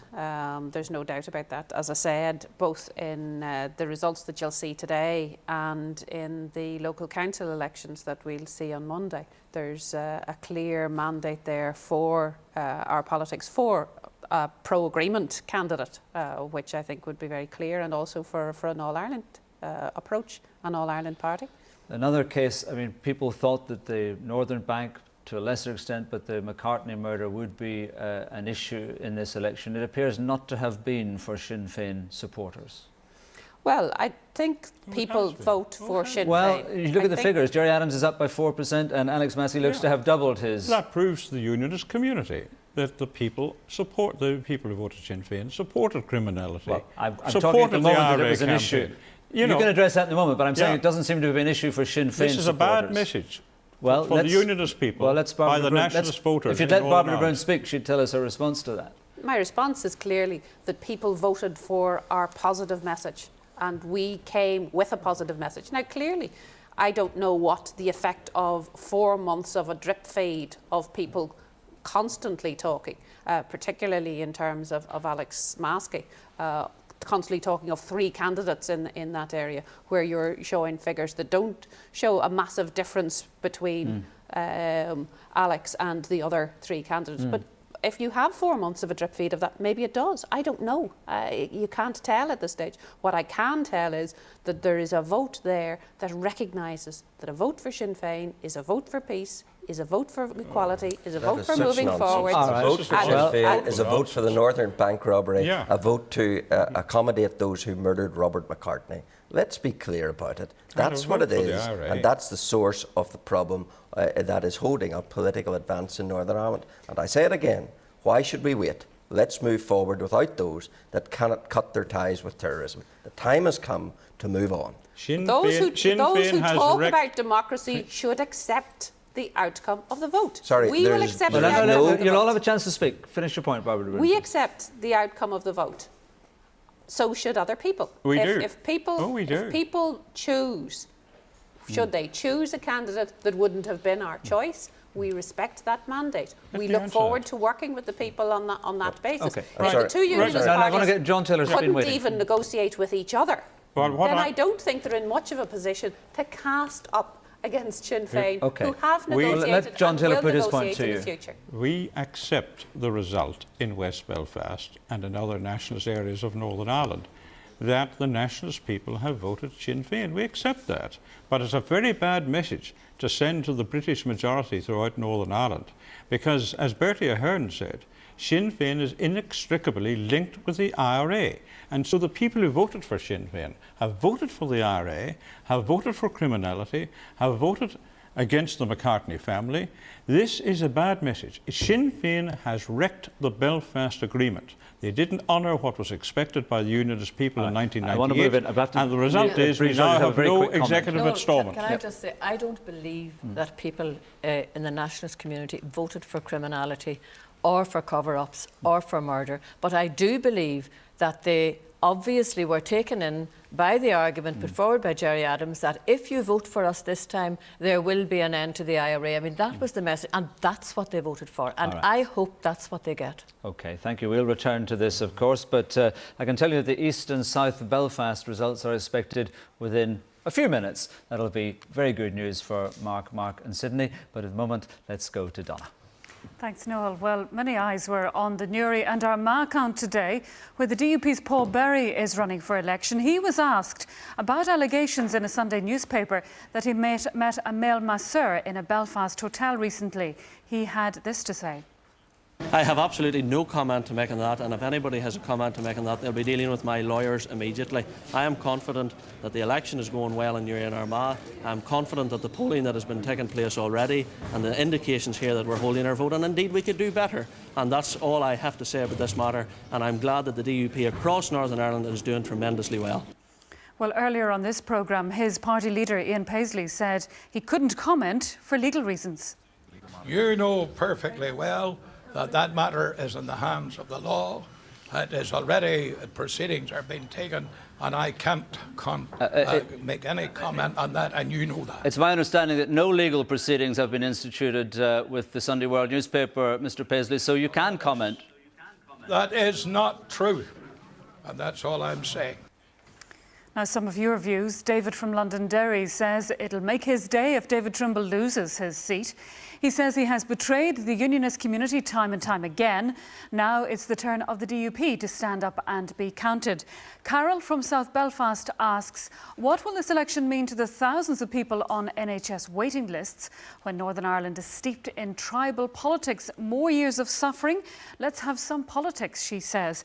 And we've another emailer complaining about the counting process being so slow. Fed up with it in Larne, they say. Why not start at 10 last night and count until it's finished? We want to hear what you think. You can email us at politicsni@bbc.co.uk or text us at 81771. And if you're a digital viewer, you can press your red button on your remote control to see all of the winners' declarations throughout the day. Donna, thank you. You can see from our little tally bar here at the bottom of your screen that there's been one seat declared so far. That is West Belfast, a hold for Gerry Adams with an increased percentage share of the vote. I think we have identified the burning issue of this election. Why was a count not held overnight? We've already heard from one of our guests today, John Taylor, Lord Kilclooney. He's up in arms about it. What did the others think?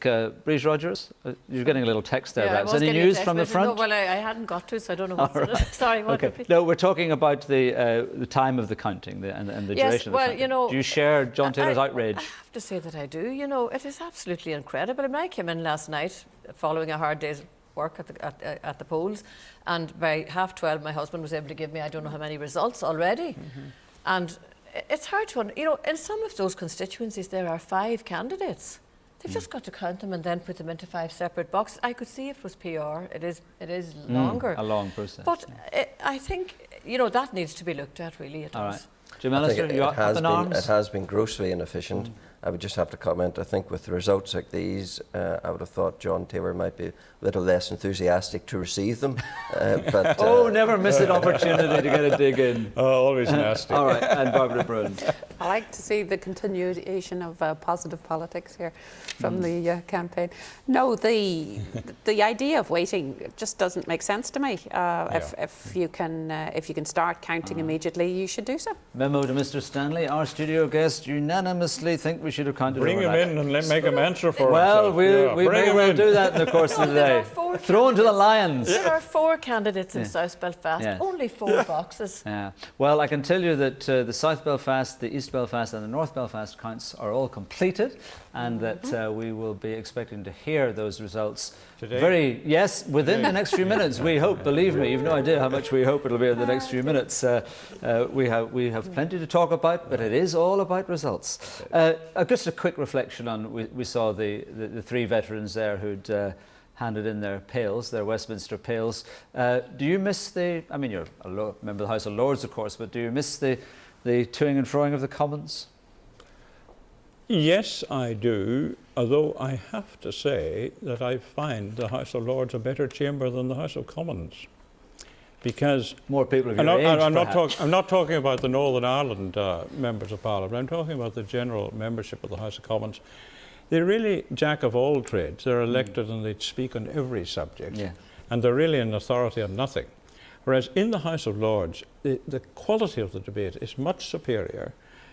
You have people there who are former judges, bishops of the Church of England, former heads in the medical profession, former diplomats, former permanent secretaries in the departments of government.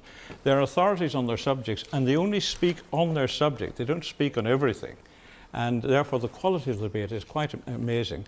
And also because of the makeup of the last House of Commons, with such a large Labour majority, where really the House of Commons acted like a yes man to the Labour government, it was the House of Lords that became the real amending chamber rather than the House of Commons. Do you have a view on the House of Lords? Well, John says that they're a jack of all trades. Within his party, maybe one of them's going to have to take up the trade of leading the Ulster Unionist Party after today, because it's very hard to see where the leadership's coming from. I think the House of Lords is a bit out of touch with people. I mean, it may be a good debating chamber, but in reality, what does it represent? I mean, there's no democracy about it. It's not, it's not democratically elected. Lords are not. They're appointed, and it's usually in lieu of services given to whatever party or whatever establishment. So I don't think it's just a debating chamber, and maybe the quality of debate is good, but I mean, from the point of view of democracy, I don't think it adds But much. Barbara, do you not just love all those ermine robes and the coronets and everything? Does not do your heart good? There are people appointed to the Senate in the Southern Irish Parliament. Only We're actually looking for a reform of the Senate as well, I have to say. Let's go to David Burnside, who's in his South Antrim constituency. David Burnside, what's the very latest there? We're talking sooner than we thought we would be, but what can you tell us? Yeah, can you hear me? Mr. Burnside, it's Noel Thompson in Belfast. Are you hearing me? Yeah, sorry, I'm not getting you clearly. All right, I'm just asking you what the latest is. Noel. Hello. Yes. Hello. Yeah. Okay. Well, it's the same position. I mean, I'm getting background noise from another. I'm getting background and echo from another interview. Okay. It looks the same. I'm still ready to be surprised here and get elated and be very happy in an hour's time. Right. But it still appears that William McCrea will be ahead by a couple of thousand. Okay. I'm passing on what the experts say down the floor behind me. And South Belfast appears to have gone. Decision. South Belfast appears to have gone. Right. Well, this is very, very serious for the Unionist Party. The Ulster Unionist Party in its centenary year to be in such electoral decline, although still with a substantial popular vote, losing its representation in Westminster. David Trimble has said to me in Hearts and Minds that he wouldn't resign. I'm still getting two interviews down the line here. Well, I'll try and get this point across to you. David Trimble told me in Hearts and Minds that he wouldn't resign even if he lost his seat as party leader. How long do you think he can hold on? He's already held on for too long. Because when you lose, you've got to take this other interview away from me. I'm getting a double interview completely. I'm very sorry, David Burnside. We'll come back to you. I do apologise for that. This is a very technological operation, and sometimes little bits of sound go where they shouldn't go. We're going to show you some pictures now of the South Belfast count. This is where we believe Alistair MacDonald, the GP Alistair MacDonald, has taken the seat which was held by Martin Smith, who we just heard from a few minutes ago. Alex Maskey there, Geraldine Rice, and the Alliance Party, and Mr. Spratt, the DUP, Linda Gilby there representing, is it the Rainbow Coalition, all you ever wanted, but vote for yourself, but vote for me too party. She's standing in all 4 Belfast constituencies. I think she's probably going to lose her deposit in each one, but Rainbow George, who of course is the leader of that party, he stood I think in 50 London constituencies, and he's going to lose his deposit in each one of them. We understand Linda, who said she was standing as a genuine alternative candidate. Well, they wanted to do things like get rid of all debts, which I'm sure everyone would approve of, get rid of money, in fact, and introduce a new concept called the Wonder, a golden wonder or what, I don't know. But that was the plan for Linda Gilby, who's got about 100 or so votes. Our correspondent down there, of course, Jim Fitzpatrick, is on the spot. Jim, Alistair MacDonald has it. No, Jim can't hear us either yet. Okay. You notice that the one candidate missing from that picture is the SDLP's Alistair MacDonald. Perhaps he's waiting to make an entrance. And, well, it's not, Jim Alistair says perhaps he's on new TV. You're not allowed to say that word in this programme. Also, because the result has not been announced, of course, he couldn't be giving any interviews just yet. And he'll give his first one, of course, to BBC Northern Ireland. Election 2005. This will be the second of our declarations today. Gerry Adams was elected in West Belfast. If you've just joined us, that vote came through at about 2:30, and he won with the expected huge majority, but also with an increased share of the vote. So we've been waiting for a couple of hours for the second, and we understand that the other 3 Belfast constituencies will declare at the same time. And Jim can join us now. Jim. Noel, well, the result is about to be called. I don't have the exact figures, but the margin of victory for Dr Alistair MacDonald seems to be around 1,200 votes, which is why we're not looking at a recount at this stage. It's a remarkable victory. The SDLP strategy in this constituency was to come up the middle between the 2 unionist candidates, and it looks like that's exactly what they've done. They may well have taken some tactical votes from Sinn Féin as well, but we'll just have to wait and see how it all shakes down. Jim, I suppose you could say they didn't need to campaign at all, because they haven't so much won this seat as won it by default. Well, you could argue that. I mean, that's certainly the feeling in the Ulster Unionist camp, is one of bitterness. Bitterness that the DUP fought this election, bitterness that they will say they split the Unionist vote, and bitterness perhaps that the outgoing Unionist MP, Martin Smith, who ironically won this seat 23 years ago in a hard-fought battle with the DUP, who then famously posed with Jimmy Spratt, the DUP candidate, and lent him effectively his support. A number of his own people went and worked with Mr Spratt. It wasn't enough to get Mr Spratt elected, but it was enough to see Dr Alistair MacDonald come straight through the middle. Okay, let me just bring in our political editor, Mark Devenport, at this point. Mark, a wonderful result for the SDLP. Yeah, an absolutely wonderful result. They've come through the middle, according to what Jim's telling us. Here comes the returning officer towards the podium. Yep. Linda Gilby was standing in all 4 Belfast constituencies. If she'd won in all 4, there would have had to have been some by-elections there. Not a likely result, really. It's also interesting if Alex Maskey's vote has held up, because this is one constituency where there was a lot of talk that the McCartney murder might cost Sinn Féin dear, but on the projections anyway, it seems to have held up. Here's Alistair MacDonald, we can see, and here comes moving Alistair towards the MacDonald platform. now. Yeah. And the returning officer is about to make her pronouncement. And it looks like Alistair MacDonald's brought the family with him. Dervla and Rory there, taking front seats in this big occasion.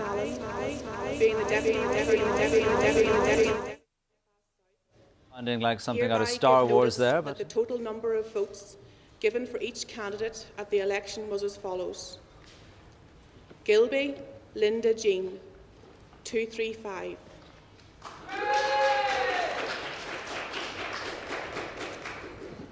Lynn Patrick Joseph, 193. Maskey Alexander, 2882.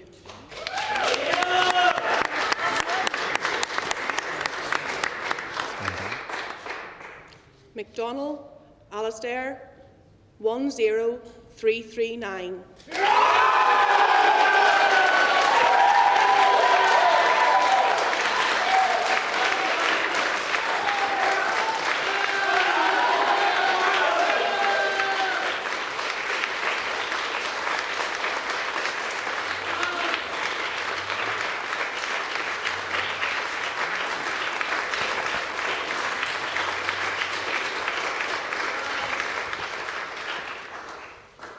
Jimsey, Michael Henry, 7263.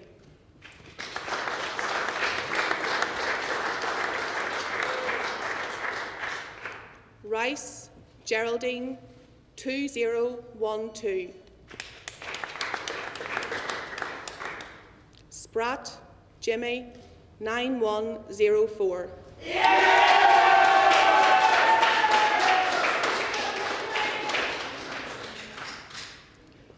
And that Alistair MacDonald has been duly elected to serve as member for the said constituency, Belfast South. So Alistair MacDonald has taken the seat for the SDLP. I reckon he got fewer votes than he did in the 2001 election, but of course this time the Unionist vote was split between Mr Spratt and Mr McGimpsey, and Alistair MacDonald has come through with 10,000 votes. Let's just hear what he has to say.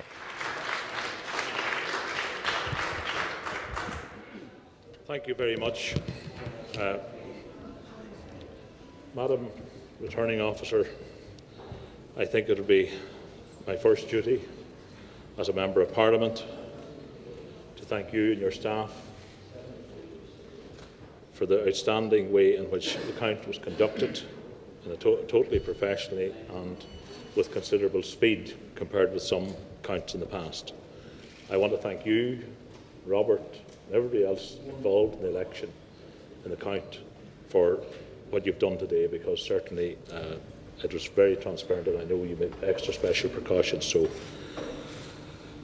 to return to perhaps the election itself, I think I want to thank first of all the people of South Belfast, who have today sent us a very loud and clear message that tribal politics is not the only way forward in Northern Ireland.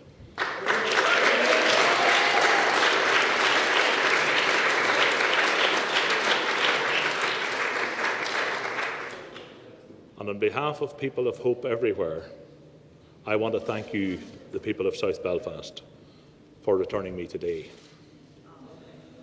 In this constituency, the SDLP has sent a clear message to political opponents on all sides that while they may today be riding the crest of a wave, and while it may be possible to manipulate and frustrate political progress for short-term narrow advantage, the SDLP is still here, we're still kicking, we're still alive, and we'll still be here because we have a job to do. We're still standing strong, and we're ready to fight back for the values that the people out there on the streets, on the doorsteps, want.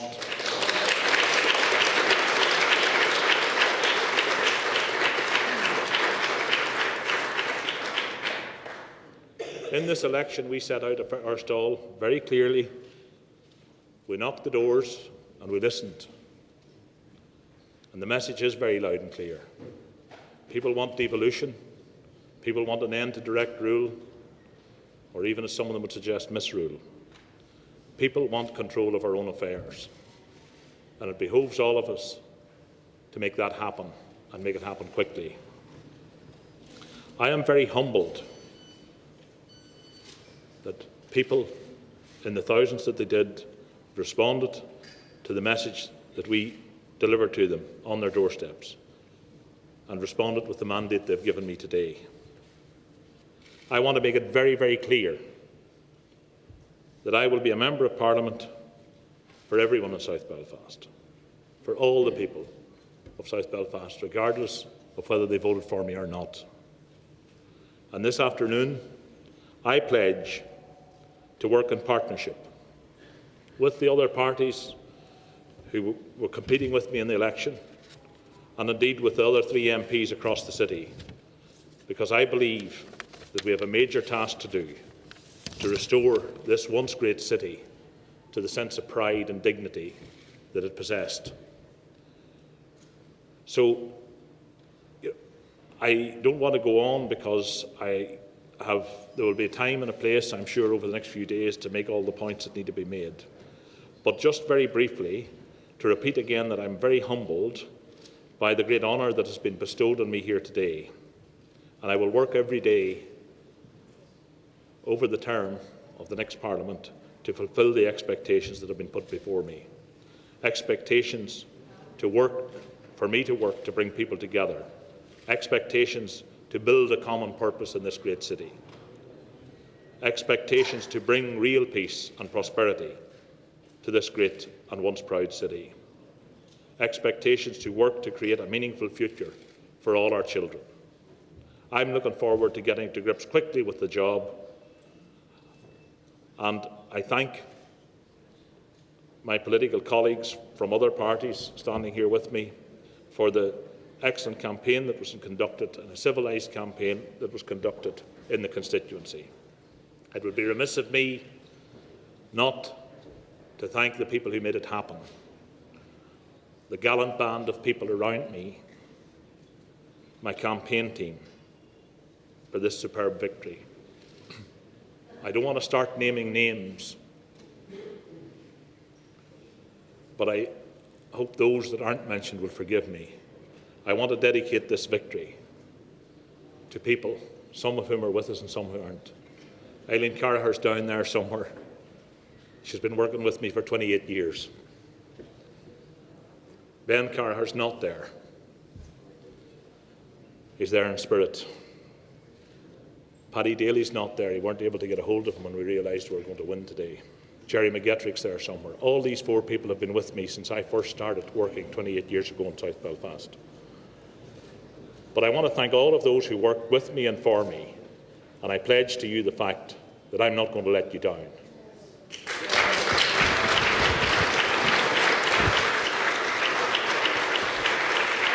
Thank you very much.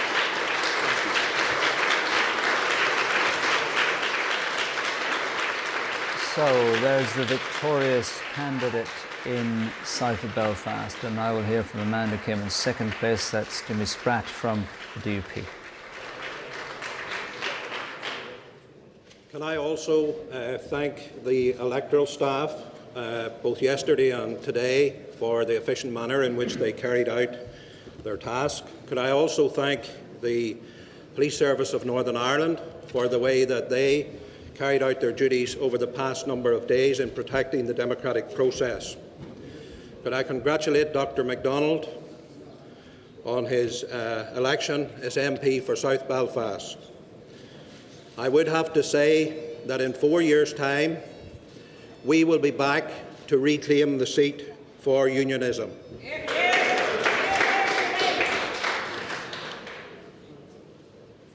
Can I thank all of the people of South Belfast who voted for me and for my party?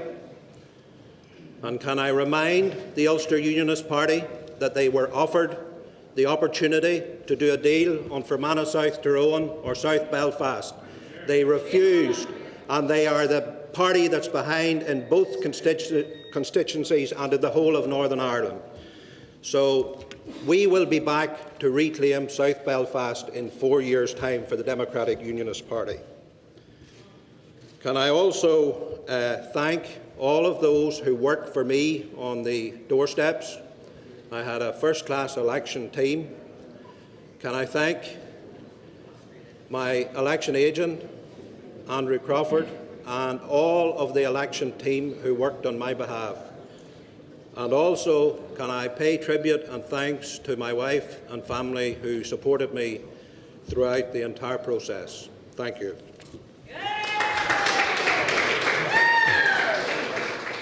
Jimmy Spratt thanking the police there, of course. He was. Oh, here's Michael James. Can I briefly thank the staff for running such an efficient count, and of course thank the police for ensuring that everything went as it properly and accordingly should. Could I also congratulate Alistair, whom I've known for a number of years. When I was first elected into the City Hall 12 years ago, we were colleagues here then, and we have become colleagues and also, I think, friends as well, working together on a number of issues in South Belfast, and I have no doubt that that will continue. I also have to say that 3 times a bridesmaid, never a bride. Alistair has made it by Okay, and as Michael McGuinness talks through his campaign, we're looking now at pictures of North Antrim. There's Ian Paisley with her husband Ian and her son Ian Jr., and we understand that result will be announced very, very shortly. So let me just have a quick word with Breeze Rogers.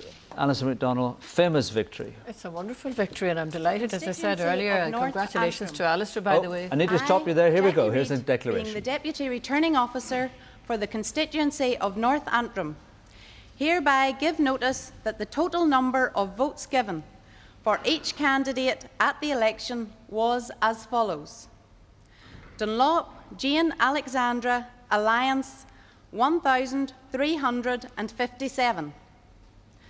Farron Sean Niall, SDLP, 5,585. McCune Rodney James, Ulster Unionist Party, 6,637. McGuigan Philip, Sinn Féin, 7,191. Paisley Ian Richard Kyle, DUP, 25,156. Giving us a total valid poll of 45,926. And the undermentioned person has been duly elected to serve as a member for the said constituency. Paisley Ian Richard Kyle.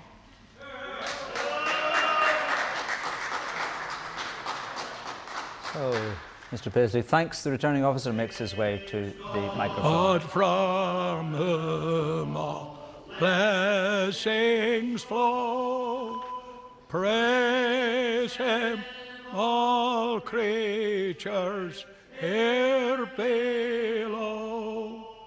Praise him above ye heavenly hosts.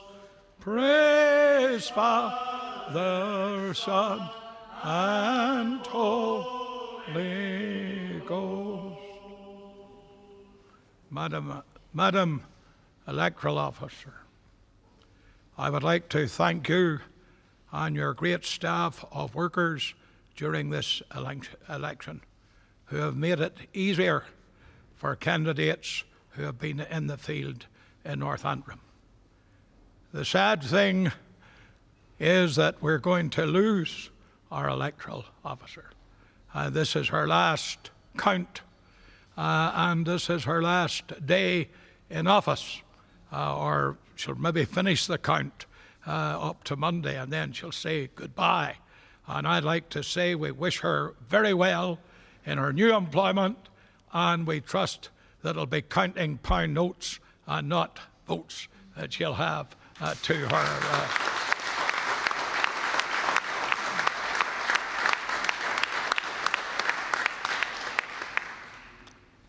I don't know whether you realise just how I feel today. As everybody knows, because the press never mentions me except telling you my age. It's, well, I'm not a woman, or I would take a libel against them. And I am in my 80th year, and I have been fighting the battle of Northern Ireland, first of all as a member of the Unionist Party when it was a traditional Unionist party, and then in the founding of the Democratic Unionist Party. And my first expression here today must be a note of praise and thanksgiving to God for his goodness for me, to give me the life and the strength and the grace and the help in the task that it came to me very many years ago for I saw what was going to happen to this country. I wasn't afraid to speak out and say what would happen to this country. I have to say, alas, my prophecies were right, and we can see the state that our country is in today. I am reminded of Edmund Burke, who said, "While bad men combined, the good must associate, else they will fall one by one, an unpitied sacrifice in a contemptible struggle." Those words are most appropriate. And we all know that because we have refused to allow the evil of terrorism to predominate our province, men without any public confidence, people without any real public opinion, decent public opinion for them, with a connection with organizations who are out for mayhem and murder and sedition and treachery, that there must come a time when the people of this province, no matter what their so-called official leaders may say, there's a time when the ordinary man who respects decency and lawlessness must stand up and be numbered. And thank God the people of Ulster today are standing up and being numbered. And the number that they are calling is the number of the IRA Sinn Féin. And I am delighted, in spite of what the BBC said, that Gerry Adams would have the highest vote in Ulster. I'm higher than him now, with 25,156 on a lower percentage than we had at the last election. And that brings me to say that I have something of almost over 50%, maybe about 54, 55% of the total votes. So that is democracy in action. And people should listen and heed the voice of the public. I have been told by one of the candidates here that I am unknown in North Antrim. I have been told that I am Paisley who won't show himself in North Antrim. Although I find it strange because the members of the Unionist Party actually came recently to see me made a free man of my hometown Ballymena. So they must have known me. And I think everybody knows me. In fact, they say I'm known round the world, and even the Vatican knows me. So there you are. But according to one of the candidates, I'm unknown. Well, the people who answered with their over 25,000 votes said something. They said, this man speaks for us. But they're not only saying this in North Antrim today. They've already said it in South Antrim. They've already said it in East Antrim. They've already said it across the whole province, and loudly, more loudly than ever, in Portadown, when the leader of the Unionist Party has fallen from office and the DUP holds that seat. So let me tell you this, the die is cast. I will be talking to Downing Street just in about 5 minutes. And I just want to tell you what I'm going to say to the Prime Minister. He better heed the voice of the people that believe in lawfulness, that believe in peace, and are prepared to fight the war in order that they win that peace. He better do that. Ian Paisley, fighting talk as ever, and some traditions never change, and the hymn, of course, on his election never changed. Well, the hymn changes, but the tradition of singing the hymn doesn't change. Let's just quickly go to the panel again. Well, clearly no surprise in North Antrim. Well, there is a surprise for me. First of all, we congratulate Ian Paisley, obviously, on a good personal result. But I'm surprised Sinn Féin beat SDLP in North Antrim. Yeah. I didn't think North Antrim would go towards the Republicans, because once again that sends a very dangerous message to the Unionist majority community in Northern Ireland. And could I also congratulate... They beat the Ulster Unionists, of course, as well. They beat the Ulster Unionists, of course, as well. Yes, indeed, yeah. And he's a fine young candidate. I know Rodney McEwen. He's worked with us in Westminster. He's a barrister. He's from Ballymena himself. Yeah. First-class candidate, and he's had a start. He's young. He'll build up his strength there in the years to come. And in South Belfast, I just comment on that. Yeah. I would congratulate Alistair MacDonald, because it's an excellent victory for him. But, and I know him, we've worked with him in the Assembly, gentleman to work with. But, you know, the Unionist Party, my own party, made a mess of that whole thing in the negotiations with the DUP. All right. Let me come to Barbara Brune. Alex Maskey, we actually gave him twice in our speculation the vote that he ended up with. He ended up with slightly less than a few votes fewer than he got in 2001, but 1,000 votes fewer than he got in the Assembly election. Is that the McCartney factor? It's impossible to tell what the factor is, because you accept it's a significant reduction, though. Well, if you 33%. if you actually look at the constituency, the entire constituency has reverted to the 2001 pattern, with the one exception that the DUP didn't stand. But if you look at the division of the Unionist vote, if you look at the amount that the but specifically, because time is short at the moment, specifically address the Alex Maskey issue. He's down 1,000. Look, they've all the parties there, the four parties all reverted to the 2001 pattern. And what that brought about was Alistair MacDonald getting in. So clearly we would, having built up to an Assembly vote, we would have hoped to move forward. But can I just say, though, on Philip McGuigan, I will come back to Barbara, but Alistair MacDonald is waiting. To use the word dangerous about Philip McGuigan, he's a fine candidate. He's great. He had the highest percentage increase in that highest percentage increase. That's your point. Your point made. We must go to our new MP, Alistair MacDonald. Congratulations to you, Mr. MacDonald. Thank you very much. You knew that this was going to be a very, very tight election, but when did you know that you had actually got it? Well, confidence started creeping up around about an hour before the final count, but you know, it was on a knife edge and has been for the last 4 weeks. Okay, so what are you going to do with this mandate? Well, I have a lot of work to do. There's peace to be established. We want a decent peace. We want real progress. You know, we want equality and justice. We want a lawful society. There's a lot of work I have to do out there, Noel, and I will be pursuing my agenda from tomorrow morning. We have to get devolution back, and we have to end direct rule because it's not working for us. People are angry and frustrated at direct rule, and we have to.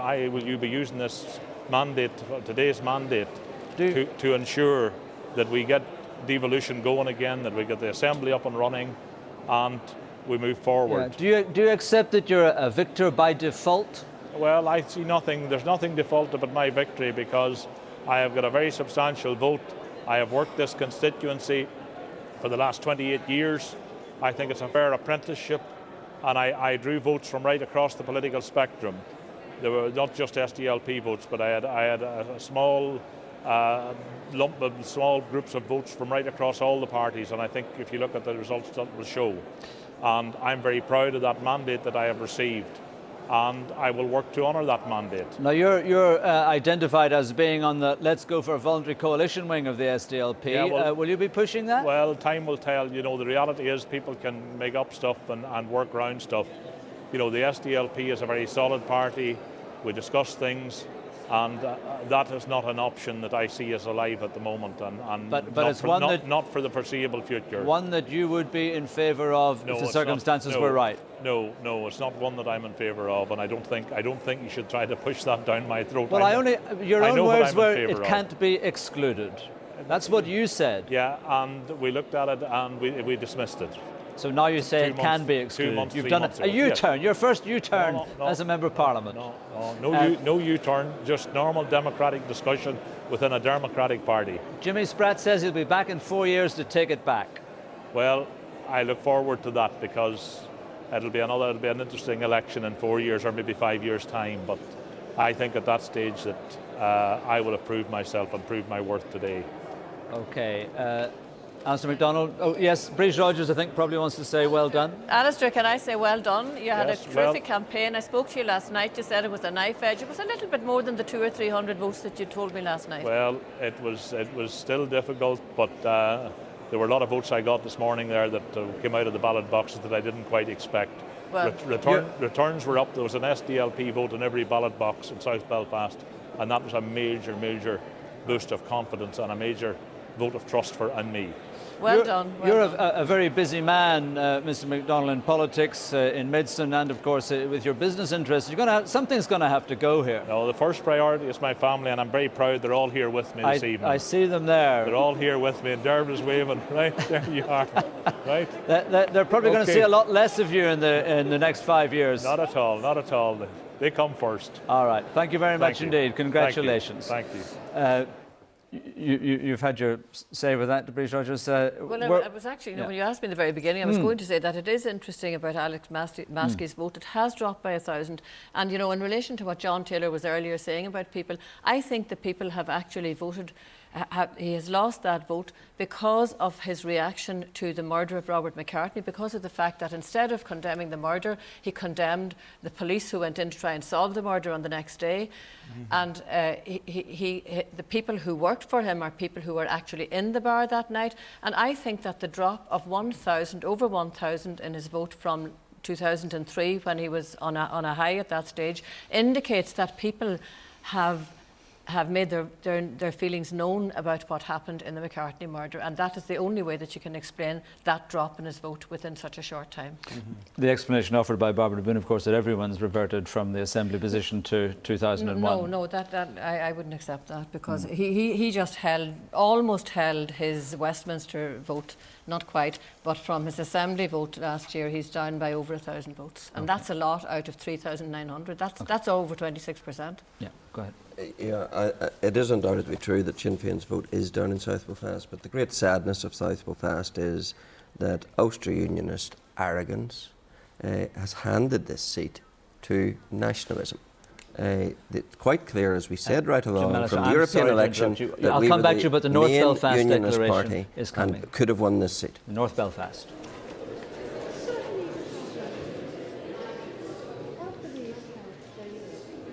So Linda Gilby's there again with her balloons. They haven't been deflated, neither has her exuberance. Andrew Here Minnis, comes the being the Deputy Returning Officer for the constituency of Belfast North, hereby give notice that the total number of votes given for each candidate at the election was as follows. Cobain Fred, 2,154. Delaney Marcella, 165. Dodds Nigel Alexander, 13,935.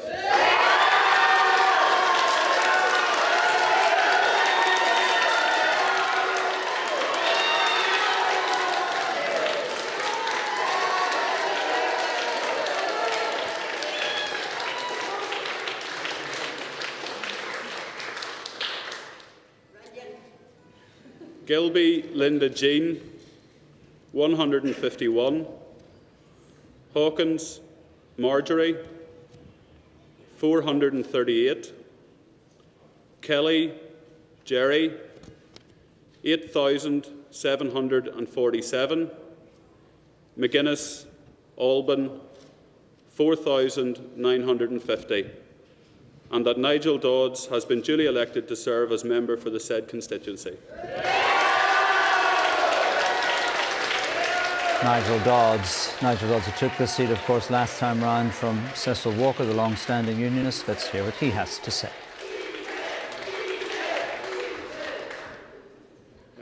Mr. Deputy Returning Officer, ladies and gentlemen, may I first of all thank yourself and your staff for the way in which the count has been conducted today, for all the hard work that has gone into doing that today, and also for the work that has preceded this, namely all the work yesterday in ensuring that the process of democracy ran smoothly, efficiently and well in North Belfast on polling day. I want also to thank the security forces and the members of the police service for their contribution to making the day go smoothly and well as well. I want to thank, above all, the people of North Belfast for giving me such a resounding victory in this parliamentary election today.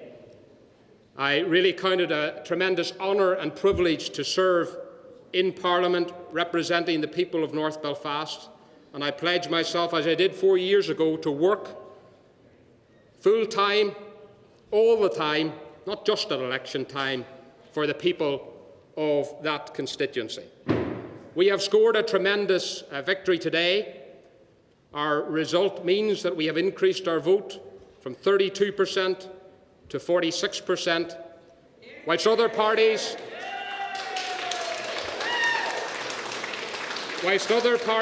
in this election have seen their vote remain static or decline. The Democratic Unionists and the Democratic Unionists alone have seen their vote increase by over 3,300, and we have built the foundations for a long and, I believe, profitable for the people of North Belfast term of representation in the Mother of Parliaments. I want to pay tribute to those who made that victory possible, to my election agent, William Humphrey, to all those who worked so hard in my fantastic team of workers throughout North and West Belfast, who have brought about the conditions for this victory today. I want to pay tribute especially to my wife, Diane, who has laboured alongside me in the constituency and has today herself scored a tremendous result in West Belfast, ensuring that for years to come there will be unionist representation at Stormont for the people of that area. This result today not only strengthens our position in North Belfast, but as we see the results coming in throughout the province, the scale of the swing to the Democratic Unionists is becoming apparent. We are strong here, strong across the province, strong in the House of Commons.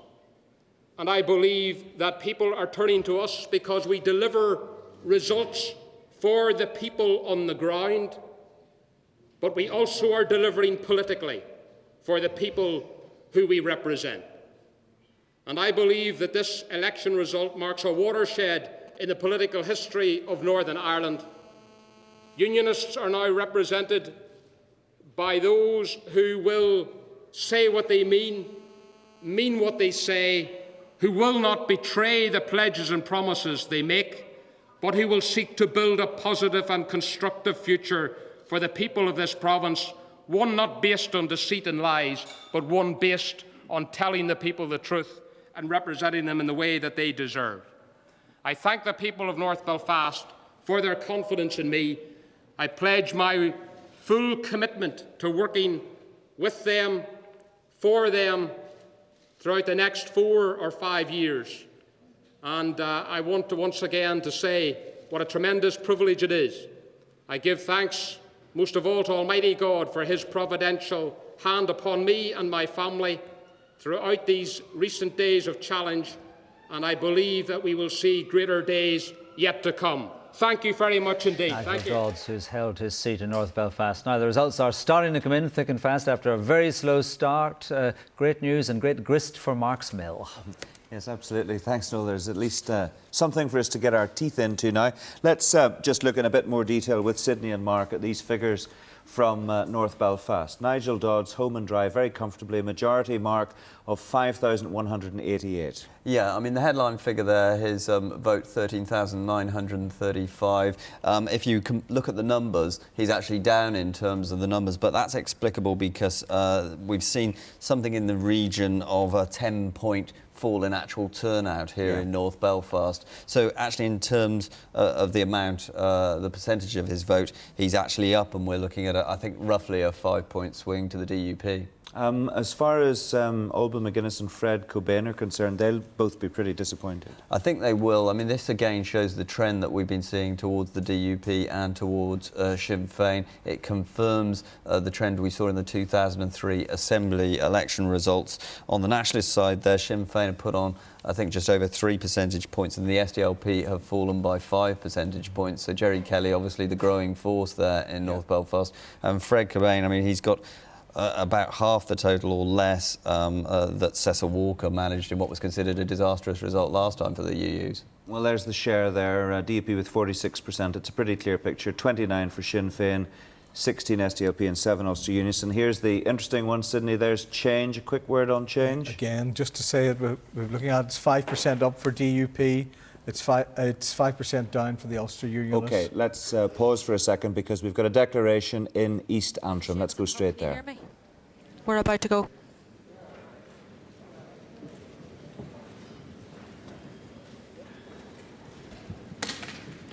I, Sharon Allen, being the Deputy Returning Officer for the constituency of East Antrim, hereby give notice that the total number of votes given for each candidate at the election was as follows. Beggs John Robert Roy, 8,462. Kerr David James, 147. McKeown James, 828. Neeson Sean, 4,869. O'Connor Daniel Gabriel, 1,695. Wilson Sammy, 15,000.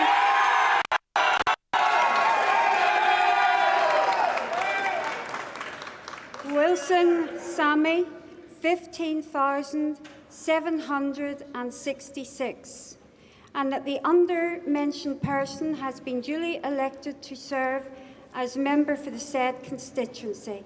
Sammy Wilson.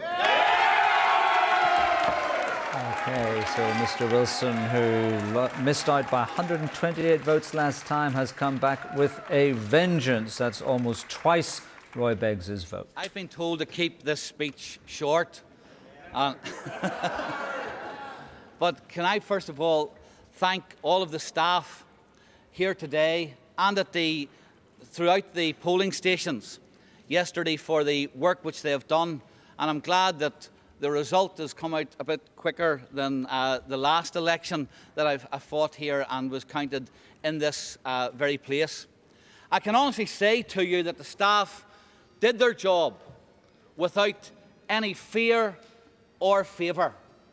I witnessed this yesterday in a polling station where, when I went into the station, a man walked in front of me. He stood in front of the girl behind the table, looked at her expectantly. She looked back at him. I think he was waiting for her to hand the ballot paper over, and she looked at him straight in the eye, didn't flinch, and said, "Have you got your identification with you, Daddy?" She didn't even do her father a favour. He had to prove his licence before he got his vote. And I think that the staff have done a very professional job, and I would like to thank them for it. Can I also thank all of the scores of people who give me dedication and work over the last 4 weeks of campaigning. Some of them haven't seen their houses from early morning to late at night, and it has been very, very touching for the amount of dedication and hard work that has gone in. I'm not going to mention any names, but I've an election agent, election coordinator, coordinators in all of the areas of the constituency, individual workers who worked tirelessly. And I want to thank them for all of the work that they did for me throughout this election campaign, unselfishly giving of their time. This is not simply the reward of Sammy Wilson's work. It's the reward of work of councillors, of assembly members, of party members, of friends, maybe even enemies. Don't know. Some of them said they were voting for me anyhow, so they must have done. who have given me of their time over the last number of weeks. Can I also thank the people of East Antrim who have placed their trust in me. I've been described as a blow-in, as the Belfast boy, and many other epitaphs over this campaign, but I would like to thank the people of East Antrim who have put their trust in me, and I will seek to live up to that trust. And I hope that, and I give this personal pledge, that I will bring all of the energy, enthusiasm and experience which I can bring to the job of representing the people of East Antrim, whether they voted for me or whether they didn't. I hope that I'll be available to them and to give them my support and help and act as their representative. Could I just say on the general picture, 5 years ago we were sitting as the third party in East Antrim. At the last election we came to within 128 votes of winning this seat. At the Assembly elections we took 3 Assembly seats, and today we have taken, if my mathematics are right, over 50% of the vote. I think that is a picture of a general trend across Northern Ireland, where the Unionist population are looking as to who they can best put their trust in to, first of all, deliver effective, devolved government in Northern Ireland, but devolved government which is based on democratic principles and not on some shoddy compromise or some vague ambiguity. And I think that we have built on the trust that was given to us in November of 2003. The pledge which we make to the people of Northern Ireland is that we will use our mandate to deliver democratic, effective, sustainable government in Northern Ireland, not government which can fall at the whim of those who are tied to paramilitaries and terrorists and criminals. My panel and myself are agreeing if that's Sammy Wilson's short speech, we're not looking forward to his long ones. Let's go and find out what's happening west of the Bann now in Fermanagh, South Tyrone. Rosie Billingham is there. Well, it was a slow start here, but there is a rumour going around now that the result for Fermanagh South Tyrone could come shortly. I don't have any firm predictions for you, but Sinn Féin's Michelle Gildernew arrived this afternoon, 7 months pregnant with her son, looking confident. She's obviously keen to build on that slenderest of slender majorities of 53 last time round. She went to the polls hoping for a majority of around 2,000. Word is from some party members and even unionists that that majority could now have built to around 3,000. No unionist has ever won this seat that remained in Ulster Unionist hands for 18 years when the unionist vote was split. And obviously the DUP's Arlene Foster today is fighting bitterly against the Ulster Unionist Tom Elliott for second place. Arlene Foster says whichever of the two unionist candidates gets the most votes has the right to blame the other, but Michelle Gildernew looking confident here. And Tommy Gallagher, his vote has been sliding down, the SDLP vote has been sliding down. What's he saying? Well, once again, of course, Michelle Gildernew of Sinn Féin eating into that SDLP vote for quite a disappointing time for the SDLP. OK, Rosie, thank you very much indeed. Back to the panel. So, Jim Allister, that's the first seat that your first new seat, yes. Sammy Wilson in East Antrim, yes. And a crushing victory. Yes, a tremendous victory to go to 50% of the vote, to win 2-1. And I think it's indicative, and we're really now into the territory that the DUP had last June in terms of a 2-1 lead in the European election. And I'd be interested to hear the experts, but it looks as if we might be heading in that direction. We've had a slate of fantastic results: East Antrim, North Belfast, North Antrim, where Ian Paisley has pushed it way up to 56% of the vote. And the sad feature in all of that is the loss of South Belfast. But the Unionist people know who's to blame for that. Well, it wasn't a loss because it wasn't yours to lose. No, it's a loss to unionism. It was a self-inflicted loss, inflicted by Michael McGuinness. Inflicted by Michael McGuinness and the arrogance of the rest of the leadership of the Unionist Party, who turned down the most generous of offers in terms of... So it depends how you look at it, though, both doesn't of it? those Because it was an Ulster Unionist seat, and the DUP stood there and splitter sprat, as Michael McGuinness dubbed him. We can see who the splitter is. The splitter is the representative of junior partner in unionism, Michael McGuinness, who trails in third in that seat. He's the man who shouldn't have been standing, because we told him that we knew from the tallies in the European election we had a commanding lead in that seat, and so it has proved to be. Michael McGuinness's own ego handed this seat to nationalism. All right. John But Taylor? it will return. It's on loan to the SDLP, but the Democratic Unionist Party will take South Belfast the next time. And if an early prediction, yes, Jim Alistair. and a party always wants to have things to strive for. And out of this election, we're going to have goals to attain next time, and we're going to crown these victories with even greater victories on that occasion. That will include South Belfast. Ego lost this seat to Unionists. Well, I don't think it's fair to blame Michael McGuinness personally. As I say, I criticised our own party. I'm not an officer in our party. No. I sit on the outside and watch it, and I thought that they handled the negotiations on South Belfast and Fermanagh South Tyrone with the DUP very badly indeed, and the result is that both these seats have gone to nationalists, whereas, for example, if you look at the votes in South Belfast, add them together, it's still a majority Unionist pro-British constituency, and hopefully that seat will be regained for Unionism at the next election. And what kind of Unionism will be reclaiming it, potentially?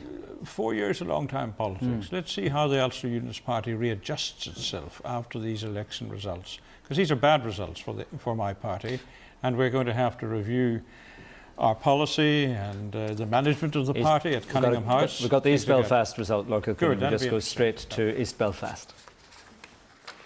I, Alison Allen, being the Deputy Returning Officer for the constituency of Belfast East, hereby give notice that the total number of votes given for each candidate at the election was as follows.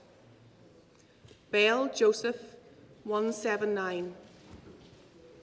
Devaney Deborah Mary, 1029. Empey Reg, 9275. Gilby Linda Jean, 172. Greer Alan James, 434. Long Naomi Rachel, 3746. Muldoon Mary, 844. Robinson Peter, 15152.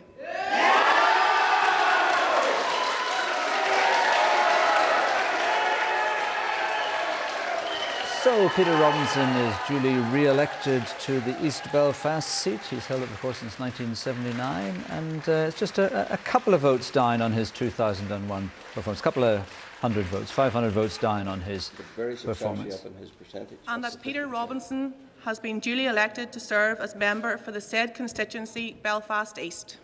Up indeed, as Dean Alistair says, in his percentage, but down in the number of votes. The re-elected MP will come to the podium now. Deputy Returning Officer, can I first of all express my appreciation, and I'm sure the appreciation of all of the candidates, for the excellent work that you and all of your staff have done. We thank those who were officiating at the count today, all of those people who were working in the polling stations yesterday, and your staff in the offices who have been working over the last number of weeks and probably many months. Could I also express my gratitude to the Police Service of Northern Ireland for protecting us on the streets of this province. We know the difficult task that they have. We know the evil men that there are in our society. And we, of course, lift them up before God for the tremendous gallantry that they have shown over all these years of terrorism. Can I also thank all of my workers, the most excellent team that any candidate could have. There was no wind that blew hard enough. no rain that teemed down heavy enough to keep them off the streets. They worked to the very end. Indeed, I had to restrain them from canvassing the area twice. But most of all, can I thank all of the decent electors of East Belfast.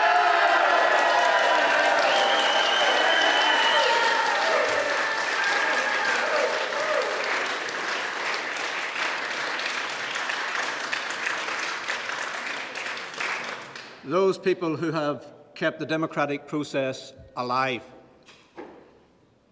And can I also thank Almighty God for what is a tremendous victory and for the strength that He has given me and for helping me to find favour with the people. This is an historic day in Northern Ireland. It is in many ways a watershed.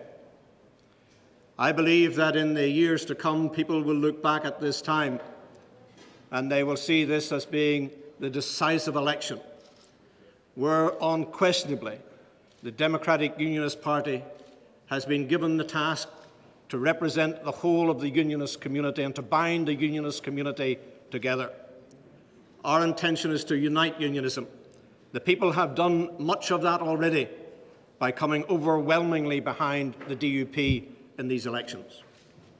It is sad that division, which need not have been, has certainly cost one seat in Northern Ireland, and perhaps before the end of the day we might find out too. An offer had been made to the Ulster Unionist Party. They declined it. I rather suspect in their silent moments tonight they will wish that they had taken that offer up. But it must not be allowed to happen again. Unionism must unite, and the people have shown very clearly the policies behind which they should unite. I personally am delighted at the significant increase in my vote here in East Belfast. At the last Westminster election, I believe I received about 42% of the vote. That is substantially increased with this 49.1% share. In the Assembly election, I received, along with my two colleagues, 39% of the vote, and there were some Ulster Unionists who told us that there was only 1,800 votes that they needed to get and they would take the seat from the DUP. Well, they didn't do it, and I am appreciative of the continuing loyal support of the people of East Belfast. And I pledge myself to continue to work on those ordinary matters that are important to them on a day-to-day basis. Finally, can I say this? Tomorrow, we start on a new journey. Our aims set out clearly in our election manifesto bind us to seek to make progress in Northern Ireland towards devolved government. But there are clear principles that will not be broken. The devolved government in Northern Ireland can only have in the executive those who are wholly committed to peaceful and democratic means.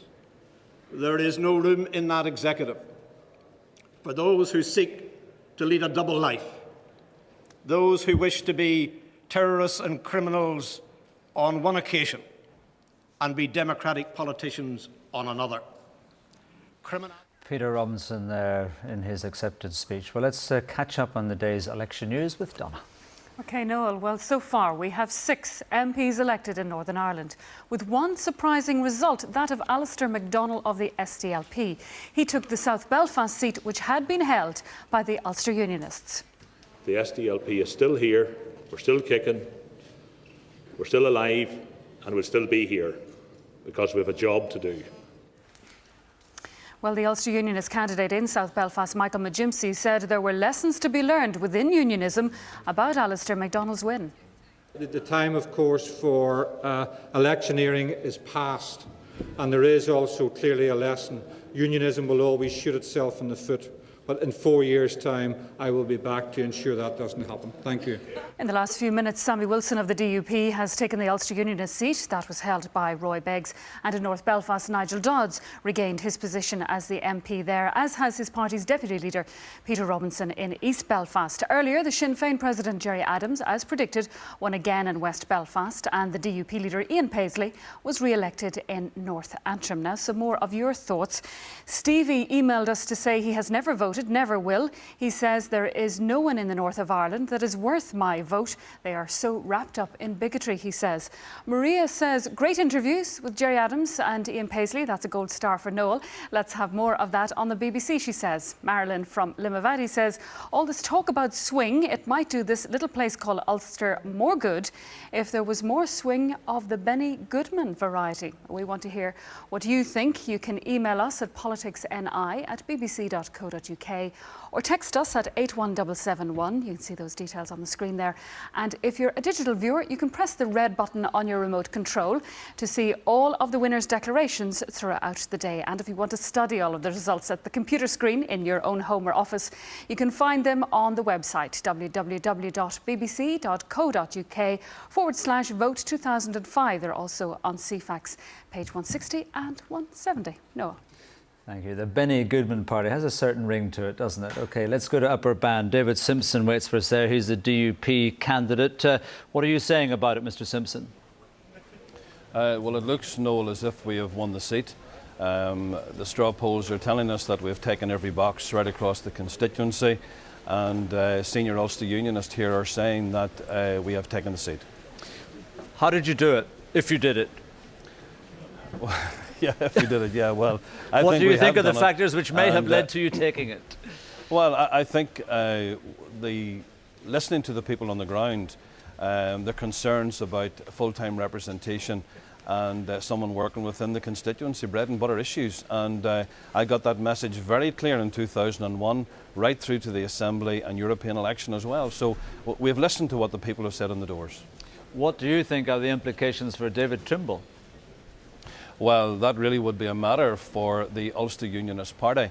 I'm here and I feel very honoured whenever the votes are counted today that I'll be declared the Member of Parliament. I feel very honoured and I will do my best not to let the people down. It's a matter for the Ulster Unionist Party, what they do with David Trimble.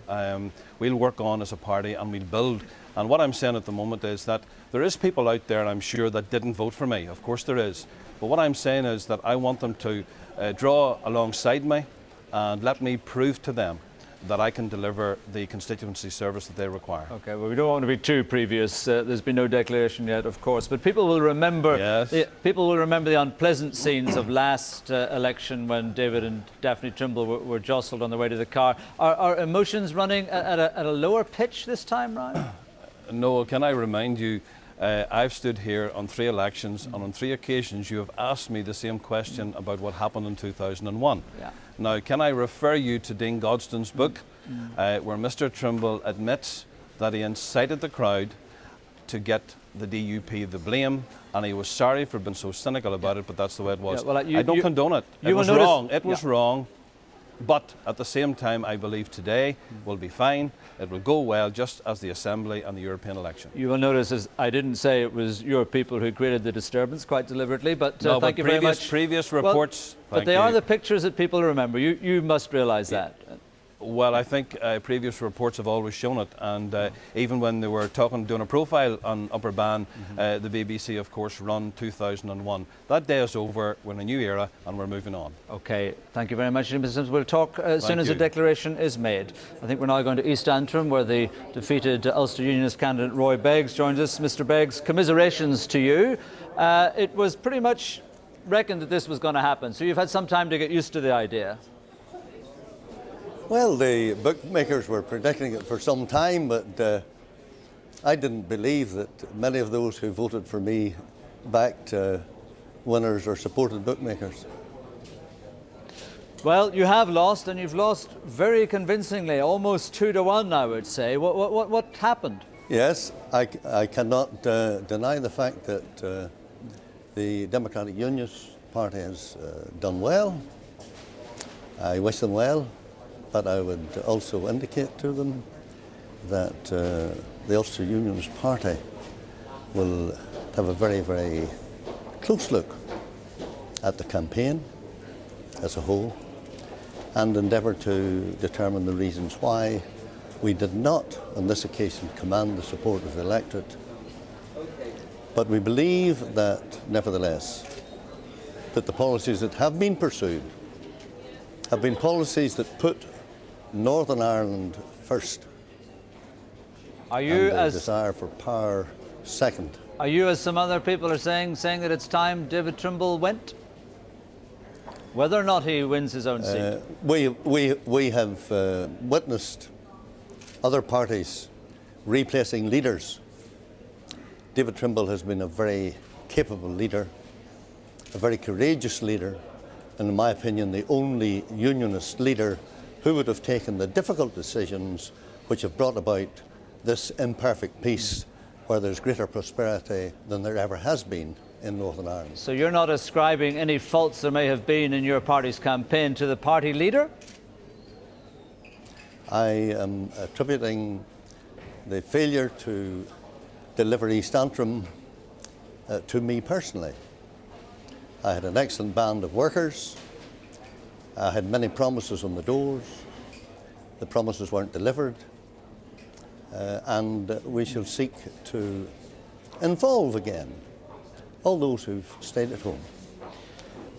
I think the future will be bright for us. What about your own future, Mr. Beggs? You're going to retire I from think politics? My wife's a wee bit apprehensive in that having spent 3 and 4 days every week at Westminster representing the people of Northern Ireland, she is going to have to contend with me for 7 days in the week. That may be a huge task for her, but it'll be a new experience for me. I am fairly confident that I will be re-elected to the local council and would be hopeful again of returning to the North Eastern Education and Library Board. So I will have a rest period, but we will be back again. I would suggest to your wife that she buy you a shed. Apparently this is the best place for men to go when their wives want to get them out from under their feet. Well, it would probably be another cattle shed as far as I'm concerned. Okay, it won't be a garden shed. All right. Mr. Beggs, thank you very much indeed. Mark. Noel, thanks very much indeed. I'm not sure we can promise any Benny Goodman-style swing, but we do have some very interesting swing graphics to look at in a moment or two. Let's, before we do anything, take a look at the overall state of the parties. We've had 6 seats declared. The DUP have 4, Sinn Féin have 1, Gerry Adams, of course, home and dry in West Belfast, and the SDLP with 1. I think before we go into that in any more detail, though, we're going to have to just do a quick reversal and go to East Londonderry, where we're about to get a declaration to see if Gregory Campbell is home and dry. Each candidate at the election was as follows. Foyle Yvonne, Alliance Party, 924. Campbell Gregory Lloyd, Democratic Unionist Party, 15,225. Dallatt John James, SDLP, 6,077. Leonard Billy, Sinn Féin, 5,709. McClarty David, Ulster Unionist Party, 7,498. Samuel Malcolm Harry, Independent, 71, giving a total valid poll of 35,504. And the undermentioned person has been duly elected to serve as member for the said constituency. Campbell Gregory Lloyd.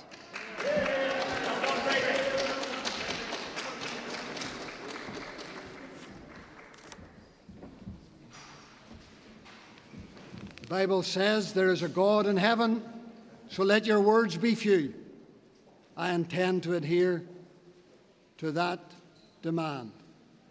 I want first of all to thank the returning officers and their staff for the very efficient way in which they have conducted both the election and the count. I also want to thank my election team my election agent, Mr. Mark Fielding. I want to thank all of those who contributed to an extensive canvass, the like of which this constituency has not seen before. I want to thank my wife for standing by me through all the years of my career. This is not only a momentous day in East Londonderry, it is a momentous day in the affairs of Northern Ireland. And the reason it is a momentous day is because the Unionist community have got off their knees. They have decided that they have had enough of concessions, enough of compromise, and enough of betrayal.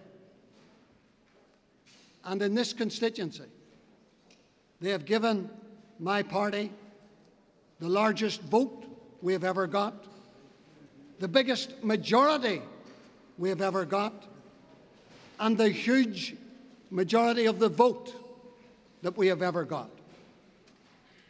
And we have done that on the strength of our consistency and our integrity and our work for the community. All candidates usually like to pay tribute to their opponents.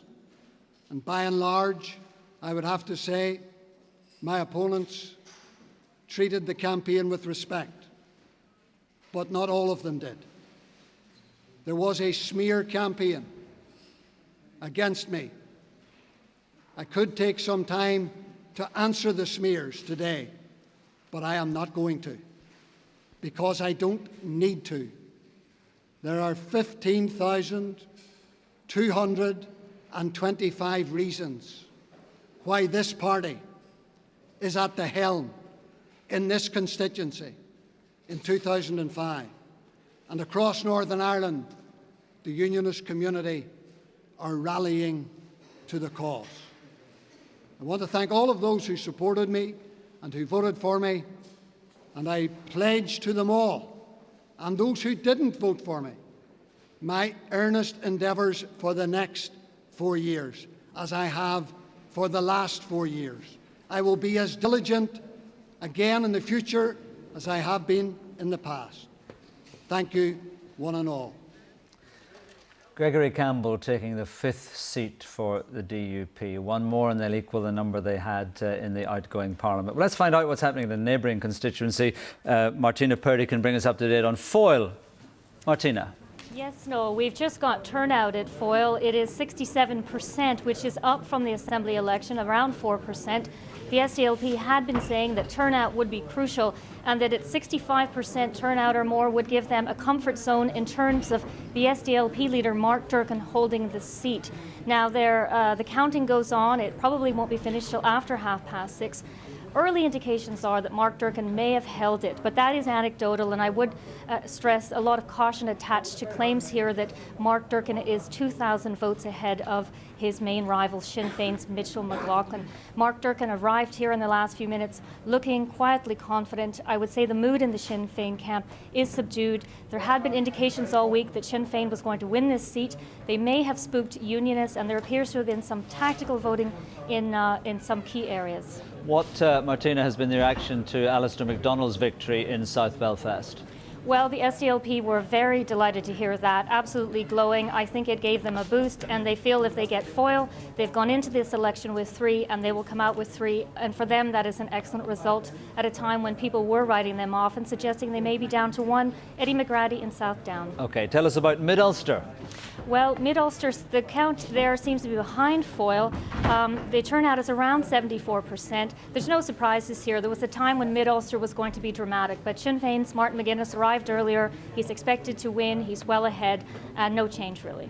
OK, Martina, thank you very much indeed. I think we can now go to South Belfast, where Jimmy Spratt awaits us. Jimmy Spratt, of course, was the DUP candidate who came second to Alistair MacDonald. Mrs. Spratt, commiserations to you.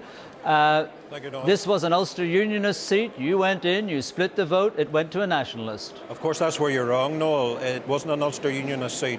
Don't forget that the Democratic Unionist Party have not contested the Westminster seat for the last 5 general elections. And my point entirely. It most certainly was not an Ulster Unionist seat. The seat belonged to the people. I think the people have responded loud and clear right across the entire province in their support for the Democratic Unionist Party. They want to see unionism uniting. Don't forget that my party offered the Ulster Unionist Party a deal in South Belfast or Fermanagh and South Tyrone, and they refused. And I think if you knew their private thoughts at this moment, they regret not accepting that deal. Okay, now you've said you're going to be back in 4 years, but Alistair MacDonald has a long track record in the constituency, and there's every chance that he'll do a good job and this will not revert to unionism. Yes, I have a long track record as well of public service. I am contesting a seat in Castlereagh Borough Council, and I will most certainly not be going away. I think that we have put our mark on this seat. It's clearly that the unionist people want a united unionist party, and I believe that the Democratic Unionist Party is the only party that can contest that seat. Okay, Mr. Spratt, thank you very much indeed. I'm going to hand over now to my colleague at City Hall, Jim Fitzpatrick. With Sir Reg MP, who has just conceded defeat to Peter Robinson in East Belfast. Reg MP, you managed to put a positive spin on it by saying that perhaps the only constituency where the Ulster Unionist vote has gone up, but cold comfort surely. Oh yes, I mean, I'm not going to fool anybody into thinking that what has happened today is anything other than a bad result for the Ulster Unionist Party. I wouldn't insult people's intelligence by saying anything else, but I was just highlighting the fact that in East Belfast we had put our vote up, and also in view of the fact that we could have an assembly election within a year, I think that vote is sufficient to retain our 2 assembly seats. So that's the only point I was making, that we had bucked the trend in East Belfast before and we've done it again. And what about the leadership of the party? Because obviously now with the MPs down to perhaps just one, you yourself challenged for the leadership before. Is it time for a new leader? No, well, I didn't challenge for the leadership before, but I mean, obviously these questions, I made the point it was an election of 2 halves. We've hundreds, 150 of our colleagues out there are awaiting the results on Monday and Tuesday. And I think that the sensible thing to do is to wait till those results are in, assess what the total representation of the party is at local government level, assembly and parliament and so on, and assess the situation at that stage. And I think that would be by far the wisest course, and that's the course I intend to follow. But for your Unionist Party to have such poor representation in the mother parliament, surely a very depressing day. Oh, it is, there's no question. But don't forget, Ian Paisley started off from nothing. He was a lone MP. Then he had, for years, he had only 2 seats. That didn't deter him. So politics is knockabout. One day you're up, the next day you're down. I don't minimise where we are, but we don't intend to go away. We don't intend to cease to represent people, particularly at local level, which we will continue to do. Sir. And that is my intention, to see that we do this as a party. Sir Reg MP, thank you very much indeed. No. Jim, thank you. Lots and lots of figures to analyse. Mark. OK, we'll do our very best. Let's just go back to the overall state of the parties. We've had 7 declarations out of 18, so we have another 11 still to come. The DUP top the table with 5. Sinn Féin have 1. The Ulster Unionist Party still to get a seat, if indeed it does get a seat. The SDLP with 1. None for Alliance. They didn't have any before, and there were no others. So that's pretty straightforward. As far as the share is concerned, Mark, that tells a very interesting story at this point. Well, yeah, certainly. I mean, the DUP is, consolidating its position as the major unionist party. We've seen now the results in East Antrim. We've seen even in East Londonderry that Gregory Campbell held before him actually increasing his vote. And the Ulster Unionists are the big losers. Sinn Féin still there ahead on the percentage share, but the SDLP have reason to be pleased with their performance in individual constituencies. Yeah, and turnout there is sitting at 60%. Sydney, here's the change, and again, these graphics are very telling. The orange of the DUP, really very tall there on the left-hand side, up 10%. And Ulster Unionists down 6%. In other words, the increase which the DUP have is not simply from Ulster Unionists, but they've also pulled in other votes from it and perhaps even mobilised more Unionists in getting that position, so up 10%.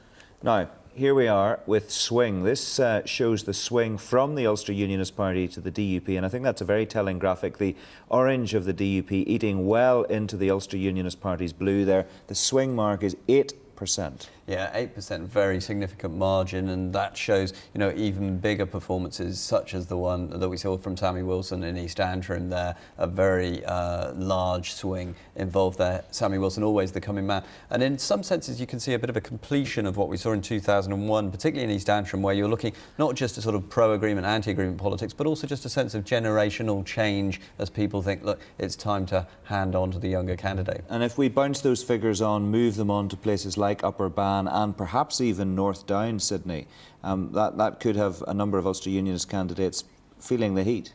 Indeed, the only thing it might save it in some directions might be a tactical vote coming from alliance. We talked about this alliance votes, perhaps. Absolutely. Yeah. Okay. Well, that's pretty interesting. Let's see what the situation is on the other side of the House. This is the SDLP vote to Sinn Féin, a swing of 2%. So it's not insignificant, Mark, but nothing like the swing on the other side of the House. Yeah, the SDLP holding up rather better. Obviously, they've had this surprise gain coming through the middle in South Belfast, and they will be, I think, hopeful about how they can perform in Foyle, especially if they do get the assistance of Unionist tactical voting there. OK, we've got another declaration from South Tyrone. Let's hear what the picture is there. Deputy Returning Officer for the constituency of Fermanagh South Tyrone hereby give notice that the total number of votes given for each candidate at the election was as follows. Elliott Thomas Tom Beattie, 8,869. That's 8869. Foster Arlene Isabel, 14,056.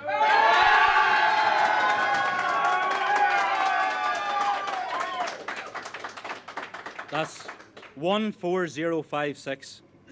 Gallagher Tommy, 7,230.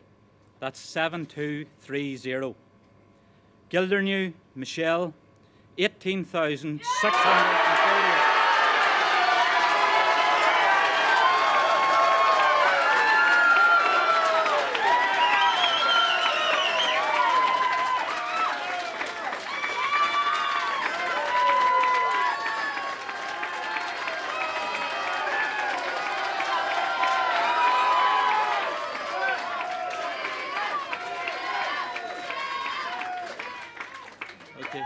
Thank you. That's 188,638.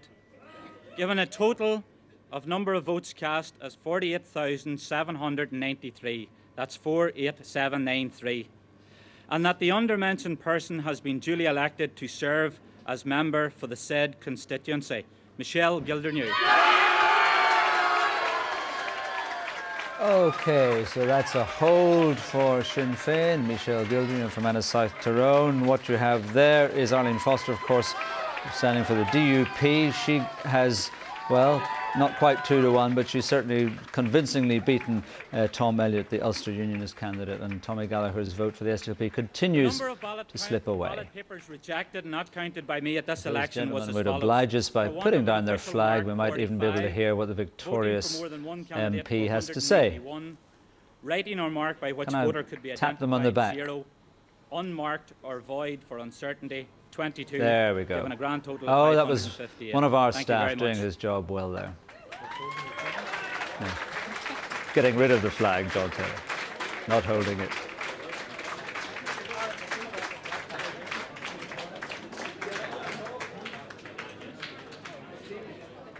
So Michelle Gildernew will be making her way to that microphone. Seems quite a crowded chamber there. This is just goes to prove the case whenever there are two Unionist candidates here, it is a nationalist seat.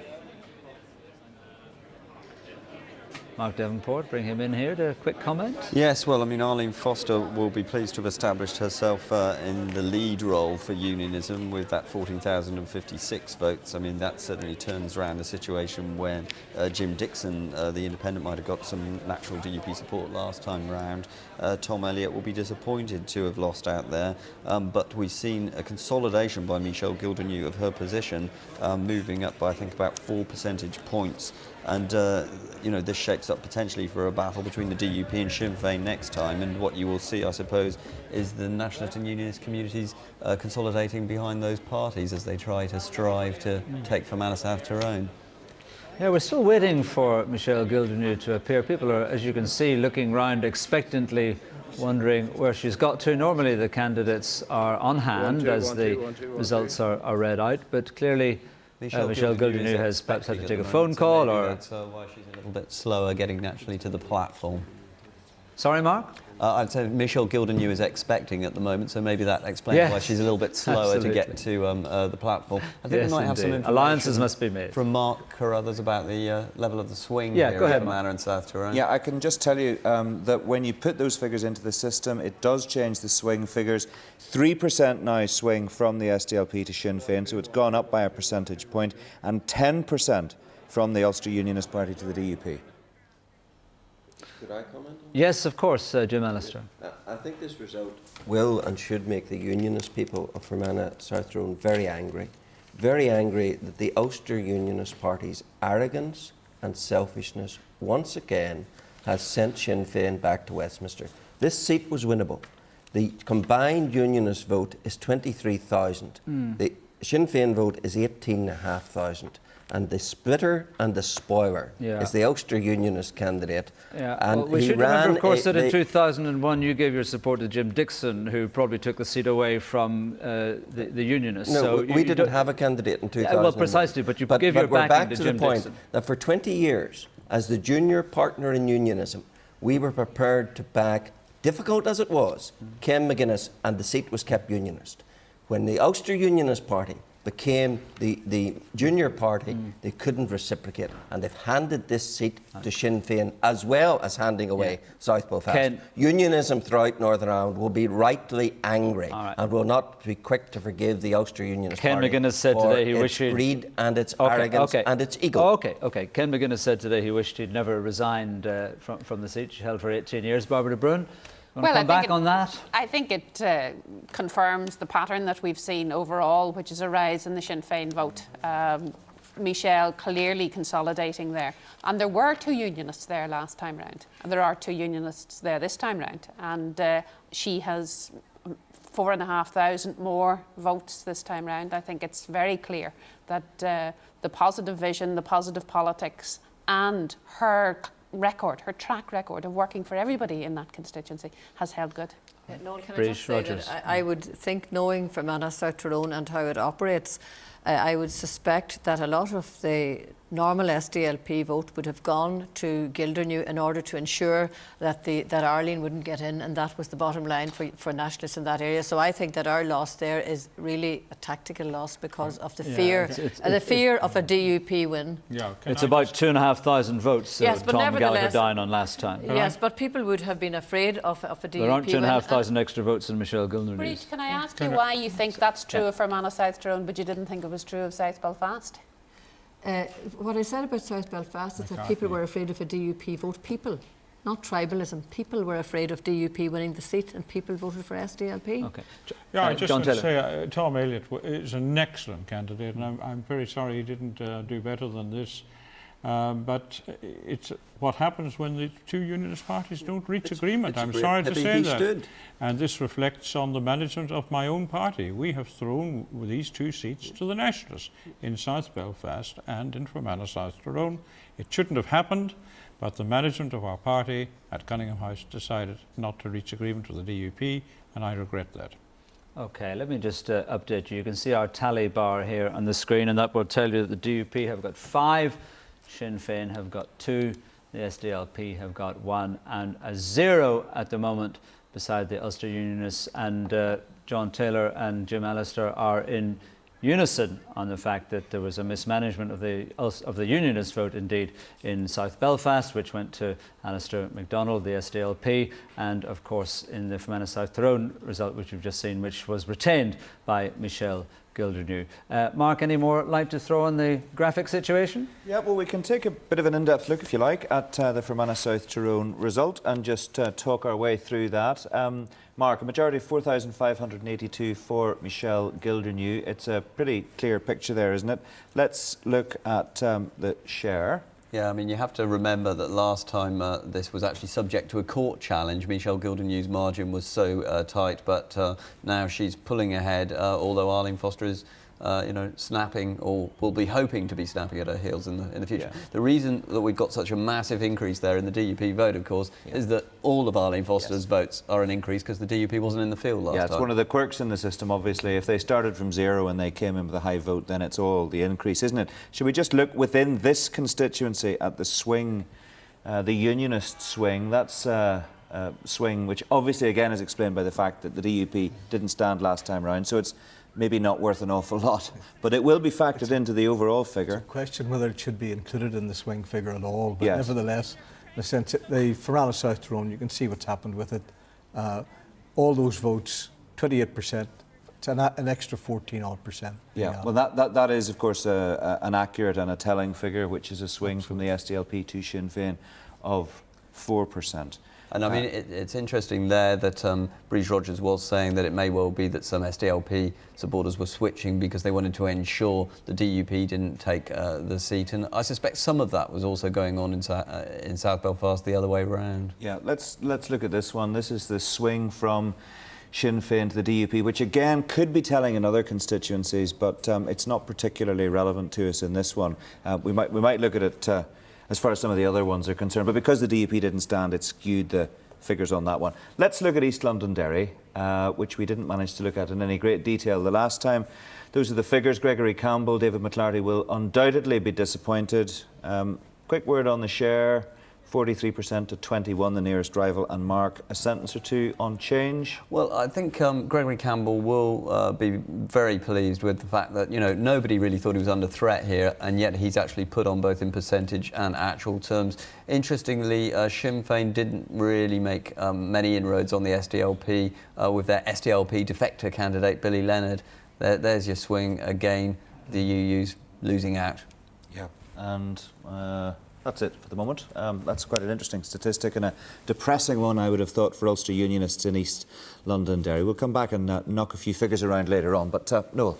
Mark, thank you very much indeed. We're just about coming to the close of this section of our coverage. We're going to be handing over to our colleagues at BBC National News. There, of course, we'll be able to get the whole picture of the day. Tony Blair's historic third term, the imminent departure of Michael Howard, the Tory leader who said he would be going sooner rather than later, although some commentators said he didn't disgrace himself or the party in this election, even though Tony Blair has, as I say, won a third term.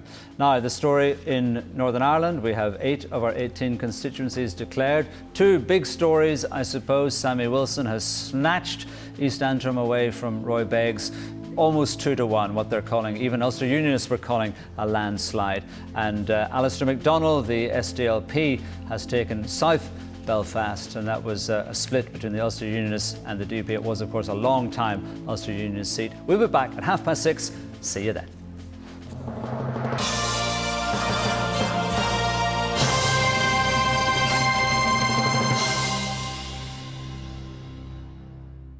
Tomorrow, BBC 16,679. Trimble, William David, 11,381. And that the undermentioned person has been duly elected to serve as member for the said constituency, David Simpson.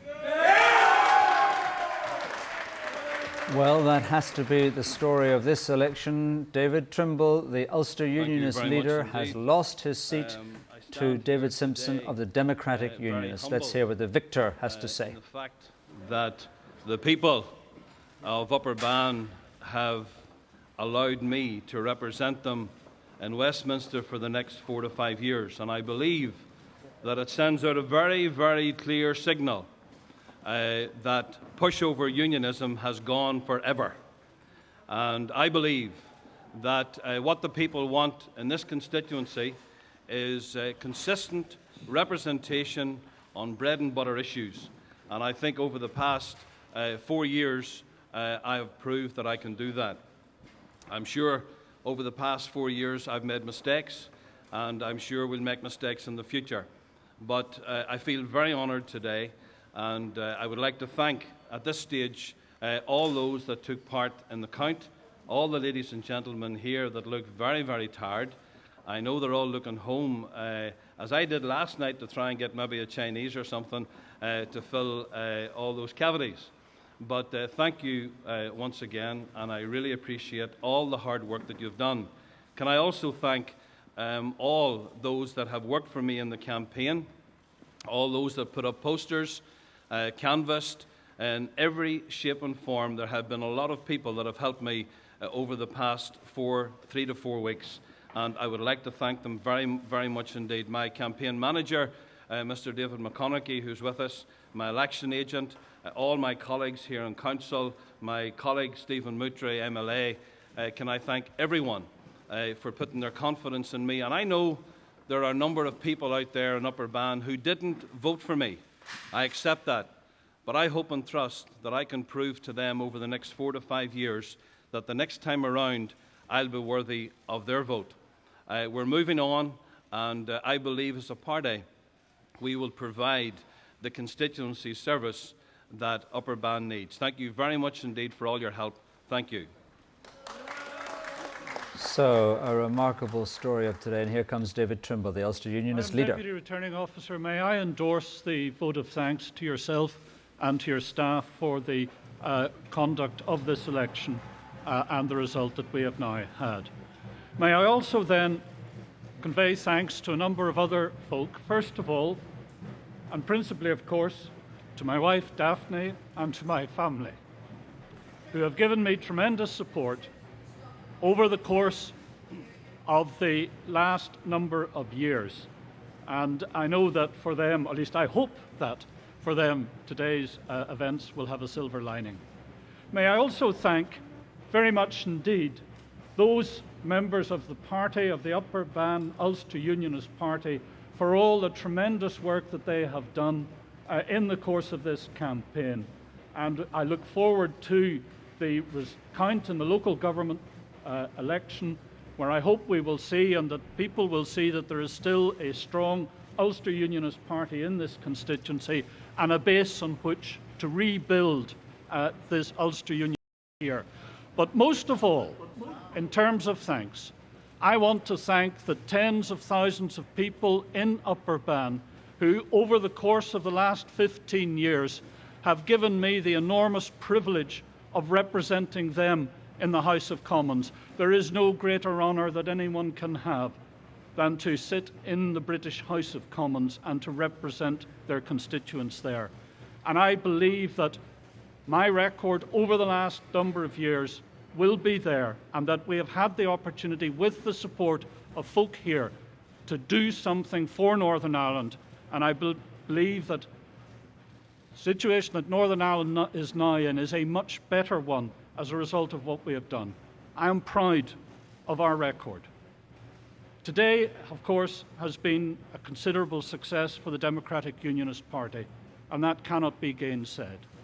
But they will know that with that success comes responsibility. I believe that they have inherited from Ulster Unionism a very strong position for unionism, and I hope that they manage to safeguard that position over the course of the months to come. Thank you. So, David Trimble says goodbye after 15 years as the MP for Upper Bann. Let's just quickly throw this one to John Taylor, Lord Kilclooney. I mean, the vultures have been hovering this afternoon. Will it now be an all-out call for David Trimble's head as leader? Well, this has not been a particularly good day for the Ulster Unionist Party in the general election. And I'm very sorry about the result in Upper Bann, because David Trimble gave morning, noon and night, as did his wife Daphne, for Northern Ireland and for the Ulster Unionist Party. He worked very, very hard. But democracy is a cruel thing, and the people in Upper Bann have spoken, and the DUP have gained the seat from the UP. He's quite right. On Monday you're going to find the Ulster Unionist Party is still there. We haven't gone away, you know. We're going to do well in the local elections right across Northern Ireland. So the party will be strengthened by the number of new councillors on Monday and Tuesday, or whenever they finally get the council finished. David Trimble's head, yes or no? In what way? Should he depart as leader of the party? Well, he'd certainly not be leader of the parliamentary party. That's not what I asked. No. That's not the question. You know what I mean? I'm not too sure what you mean. Should he resign as leader of the Ulster Unionist Party? The leader of the party is quite often a person who is in our national House of Commons, national Parliament. But not necessarily. But he's not going to be, not necessarily, but normally that is the case. Yeah. We are a party of traditional unionism, after all. And yes or no? He will have to examine his own position, obviously. But what do you think? As a Mandarin, a party Mandarin? I'm not going to express an opinion on that. This is a bad result today for the Ulster Unionist Party. I don't put the blame entirely on David Trimble. I've kept saying that the management of the party through the officers' board has been very bad in the last 4 to 5 years, running us into many mishaps, court cases and what have you, and very poor negotiations with the DUP on Fermanagh South Tyrone. Scarcely a ringing endorsement I'm hearing here. No, but it's not. It's very bad. You know, the Ulster Unionist Party will have plenty of councillors there on Monday. We'll still be a party of importance in Northern Ireland. If you were the leader today, would you resign? Personally, I would, yes. Okay. Thank you very much indeed. I think we can now go to the City Hall and join Peter Robinson, who's been newly re-elected to East Belfast. Congratulations to you, of course, Mr. Robinson. Thank you, Noel. David Trimble says it's been a successful day for the DUP, but success brings responsibility. You've inherited a strong position. He hopes you'll safe park it, will you?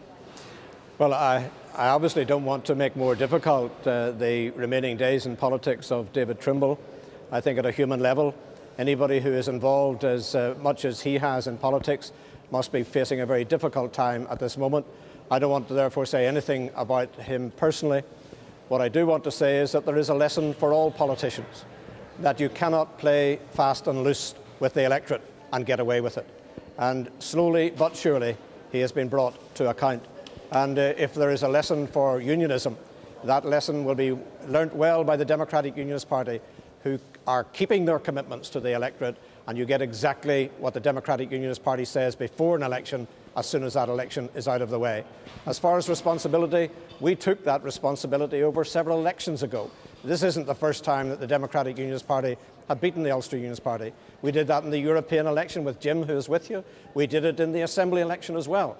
So we are used to carrying that responsibility, and we will continue to carry it well for the unionist community in Northern Ireland. Well, you are still newcomers in terms of politics to this majority role in unionism, and that doesn't gainsay what David Trimble says about what you were able to pick up in 2003 was the work of the Ulster Unionist Party throughout the negotiating period and throughout the difficult period of the Assembly. Well, the other way of phrasing that, of course, is to say that the position that we have is because they did so badly. And the unionist electorate, I think, recognise that they want a party who's going to take a firm stand on all of these issues, that there is no place in government for those who are prepared to continue with violence and those who are prepared to continue with bank robberies and criminality. That they want to hold on to their guns is not acceptable either. So they want a party that will do exactly what it says at election time, not those who say no guns, no government, and as soon as the election is out of the way, then they go into government with the people who have the guns. Are you able to resolve any more clearly for us the issue of when in particular you think that, assuming that the IRA takes action you wanted to do, how soon you would be in business with them, with Sinn Féin? I don't think we should be asked to hang around and wait to find out. I believe that we are entitled to have good government now, and we want to move ahead with government in Northern Ireland with those who are completely committed to peaceful and democratic politics in Northern Ireland. You'll have heard... Well, if the SDLP don't go forward with us, then they consign themselves to the role of having Westminster as the parliamentary platform for all of politics in Northern Ireland. And with the numbers that we will have returned, I'm not so sure that people would find that to be such a bad thing. You will have heard the Taoiseach today saying that he welcomed Tony Blair's return and saying that he looked forward to the full implementation of the Good Friday Agreement. Tony Blair is still talking in those terms, so that's the parameter, right? Well, poor Bertie, I think he's going to have to catch himself on. The Belfast Agreement is dead. Does he not see that? Has he not looked at its corpse? We're in the position where we want to move forward on a new basis, to have proper democratic politics for Northern Ireland. Peter Robinson, thank you very much indeed, and once again, congratulations. Thank you. Well, if you've just joined us, let's try and give you a sense of where we are so far, with a look back at the events, the gains and the losses so far. Here's Chris Buckler. The Sinn Féin president walked into Belfast City Hall clearly confident, but the Robert McCartney murder and the Northern Bank robbery did dog his party's election campaign, and there was even a protest as he arrived at the count. Relatives of victims of the Omagh bombing were there to support a human rights campaigner who was standing against him. In the end, though, nothing could stop him. Gerry Adams has been duly elected to serve as member for the said constituency. He secured a higher share of the vote, a resounding majority, once again winning him the West Belfast seat. The people have spoken, and they spoke after a wave of abuse aimed at Sinn Féin and Sinn Féin voters. South Belfast was traditionally a unionist seat, but the SDLP had made no secret of eyeing it as a potential prize. The DUP didn't stand against the Ulster Unionists when Martin Smith was the MP, but Michael McGuinness wasn't offered the same consideration. The bitter battle between him and Jimmy Spratt split Unionists, handing the three-way fight to Alistair MacDonald. There's nothing default about my victory because I have got a very substantial vote. I have worked this constituency for the last 28 years. I think it's a fair apprenticeship, and I drew votes from right across the political spectrum. Success was a family affair for both the MacDonalds and the Paisleys. Praise him, all creatures. As always, a hymn accompanied the DUP leader's victory in North Antrim. I just want to tell you what I'm going to say to the Prime Minister. He better heed the voice of the people that believe in lawfulness, that believe in peace, and are prepared to fight the war in order that they win that peace.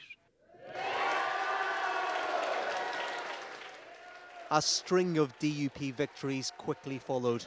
The party held its seats in North Belfast, East Londonderry and East Belfast.